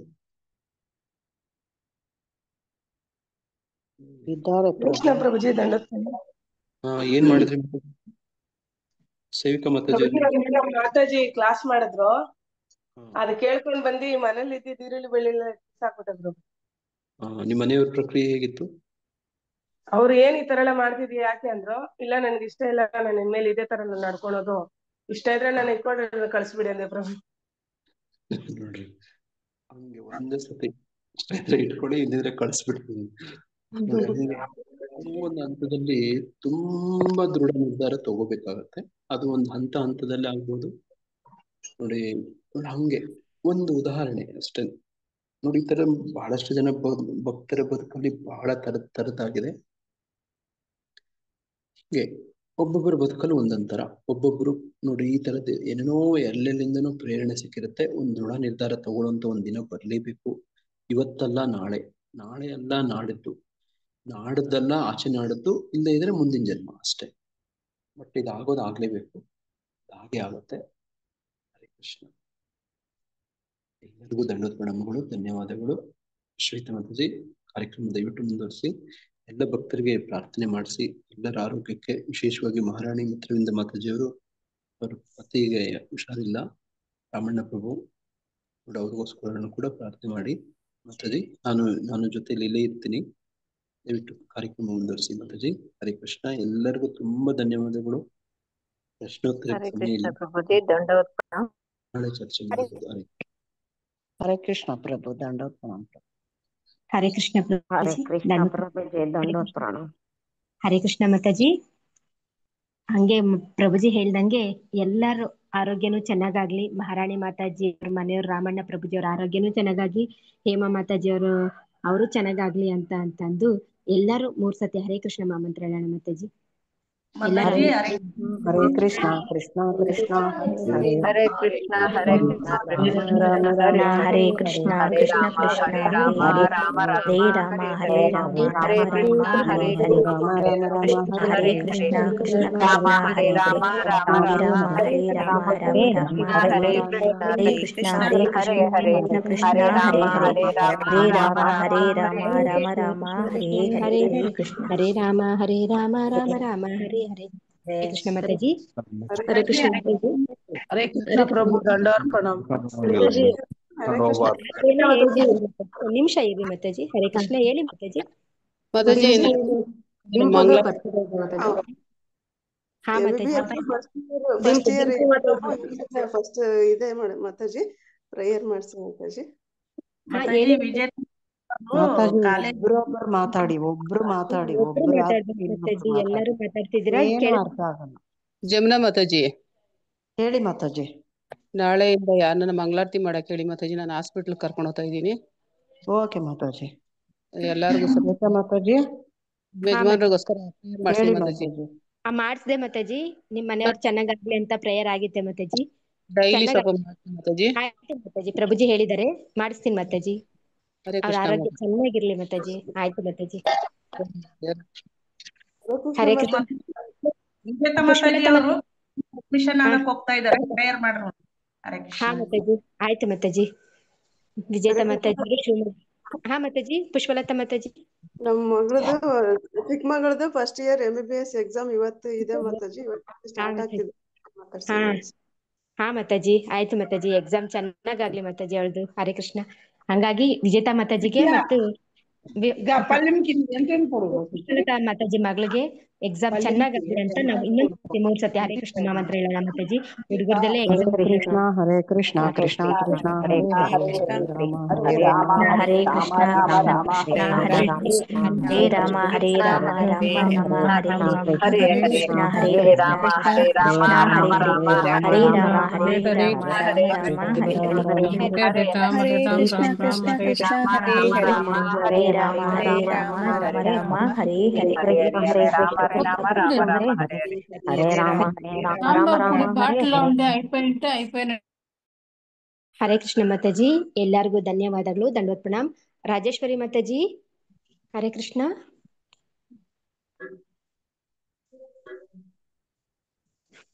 ಇಲ್ಲ ಅನ್ಸುತ್ತೆ ಮಾತಾಜಿ ಅವರು. ಹರೇ ಕೃಷ್ಣ ಮಾತಾಜಿ. ಡಿಂಪು ಮಾತಾಜಿ ಬರ್ತ್ಡೇ ಇದೆ ಮಾತಾಜಿ ಇವತ್ತು. ಯಾವತ್ ಮಾತಾಜಿ? ಡಿಂಪು ಇವತ್ತಾ? ಹಾ ಮಾತಾಜಿ. ಹಾ ಹರೇ ಕೃಷ್ಣ ಮಾತಾಜಿ. ಡಿಂಪು ಮಾತಾಜಿ ಹರೇ ಕೃಷ್ಣ. ಹುಟ್ಟುಹಬ್ಬದ ಶುಭಾಶಯಗಳು ಮಾತಾಜಿ. ಡಿಂಪು ಮಾತಾಜಿಗೆ ಎಷ್ಟನೇ ವರ್ಷದ ಮಾತಾಜಿ? 14 ಮಾತಾಜಿ. ಸರಿ ಮಾತಾಜಿ. ಹರೇ ಕೃಷ್ಣ. ಮಾತಾಜಿ ಅವ್ರದ್ದು ಹುಟ್ಟುಹಬ್ಬಕ್ಕೆ ಎಲ್ಲಾರು ನಾವು ವಿಶ್ ಮಾಡ್ತಾ ಇದೀವಿ. ಹರೇ ಕೃಷ್ಣ. ಅವ್ರ ಆರೋಗ್ಯ ಆಯುಷ್ಯ ಎಲ್ಲ ಚೆನ್ನಾಗಿದ್ದು ಕೃಷ್ಣ ಪ್ರಜ್ಞೆಯಲ್ಲಿ ಹೆಚ್ಚೆಚ್ಚು ಬೆಳೀಲಿ ಅಂತ ಎಲ್ಲರೂ 3 ಸತಿ ಡಿಂಪು ಮಾತಾಜಿಗಾಗಿ. ಮಾತಾಜಿ ಅವಳ ಹೆಸರೇ ಡಿಂಪುನಾ? ಅನುಷ್ಕಾ ಮಾತಾಜಿ. ಅನುಷ್ಕಾ. ಹಾ, ಅನುಷ್ಕಾ ಹರೇ ಮಾತಾಜಿಗೆ ಕೃಷ್ಣ ಎಲ್ಲರೂ ಹರೇ ಕೃಷ್ಣ ಕೃಷ್ಣ ಹರೇ ಕೃಷ್ಣ ಕೃಷ್ಣ ಹರೇ ಹರೇ ಕೃಷ್ಣ ಹರೇ ಕೃಷ್ಣ ಹರೇ ಕೃಷ್ಣ ಹರೇ ಹರೇ ಹರೇ ರಾಮ ಹರೇ ರಾಮ ಹರೇ ರಾಮ ರಾಮ ಹರೇ ಹರೇ. ಹರೇ ರಾಮ ರಾಮ ರಾಮ ಹರೇ ಹರೇ ಕೃಷ್ಣ ಹರೇ ಹರೇ ಕೃಷ್ಣ ಹರೇ ಕೃಷ್ಣ ಕೃಷ್ಣ ಹರೇ ಹರೇ ಹರೇ ಹರೇ ರಾಮ ರಾಮ ಹರೇ ರಾಮ ರಾಮ ಹರೇ ರಾಮ ಹರೇ. ರಾಮ ಹರೇ ಹರೇ ಹರೇ ಕೃಷ್ಣ ಹರೇ ಹರೇ ಕೃಷ್ಣ ಕೃಷ್ಣ ಹರೇ ಕೃಷ್ಣ ಕೃಷ್ಣ ಕೃಷ್ಣ ಕೃಷ್ಣ ಹರೇ ಹರೇ ಹರೇ. ಹರೇ ಹರೇ ಹರೇ ರಾಮ ರಾಮ ಹರೇ ರಾಮ ರಾಮ ರಾಮ ರಾಮ ಹರೇ ಹರೇ ಹರೇ ಹರೇ. ಹರೇ ಹರೇ ಕೃಷ್ಣ ಕೃಷ್ಣ ಕೃಷ್ಣ ಹರೇ ರಾಮ ಹರೇ ಕೃಷ್ಣ. ಎಲ್ಲರಿಗೂ ತುಂಬಾ ತುಂಬಾ ಧನ್ಯವಾದಗಳು ಮಾತಾಜಿ. ಹರೇ ಕೃಷ್ಣ. ಇದೇ ರೀತಿ ಎಲ್ಲರೂ ಕಾರ್ಯಕ್ರಮದಲ್ಲಿ ಭಾಗವಹಿಸ್ತಾ ಇರಿ ಮಾತಾಜಿ. ಹರೇ ಕೃಷ್ಣ. ಕಾರ್ಯಕ್ರಮವನ್ನು ಮುಕ್ತಾಯ ಮಾಡೋಣ. ಕಾರ್ಯಕ್ರಮದಲ್ಲಿ ಭಾಗವಹಿಸಿದ ಎಲ್ಲಾ ವೈಷ್ಣವ ಭಕ್ತರಿಗೂ ಧನ್ಯವಾದಗಳು. ದಂಡೋತ್ ಪ್ರಣಾಮ್. ವಾಂಛಾಕಲ್ಪತರುಭ್ಯಶ್ಚ ಕೃಪಾ ಸಿಂಧು ಭವ್ಯವಚ ಪತಿತಾನಾಂ ಪಾವನೇಭ್ಯ ವೈಷ್ಣವೇಭ್ಯೋ ನಮೋ ನಮಃ. ಅನಂತ ಕೋಟಿ ವೈಷ್ಣವೃಂದ್ ಕಿ ಜೈ. ಶ್ರೀಲ ಪ್ರಭುಪಾದ್ ಕಿ ಜೈ. ಗುರು ಮಹಾರಾಜ್ ಕಿ ಜೈ. ಹರೇ ಕೃಷ್ಣ ಪ್ರಭುಜಿ. ಹರೇ ಕೃಷ್ಣ ಮಾತಾಜಿ. ಎಲ್ಲರಿಗೂ ಧನ್ಯವಾದಗಳು. ದಂಡೋತ್ ಪ್ರಣಾಮಗಳು. ಹರೇ ಕೃಷ್ಣ. ಹರೇ ಹರೇ ಕೃಷ್ಣ ಕೃಷ್ಣ ಮಾತಾಜಿ ಮಾತಾಜಿ ದಂಡೋತ್ ಪ್ರಣಾಮ್. ಮಾತಾಜಿ ಪ್ರಣಾಮ್. ಹರೇ ಕೃಷ್ಣ ಹರೇ ಮಾತಾಜಿ. ಕೃಷ್ಣ ಮಾತಾಜಿ ದಂಡವತ್ ಪ್ರಣಾಮ.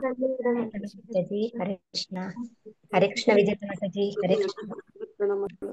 ಹರೇ ಕೃಷ್ಣ ಮಾತಾಜಿ.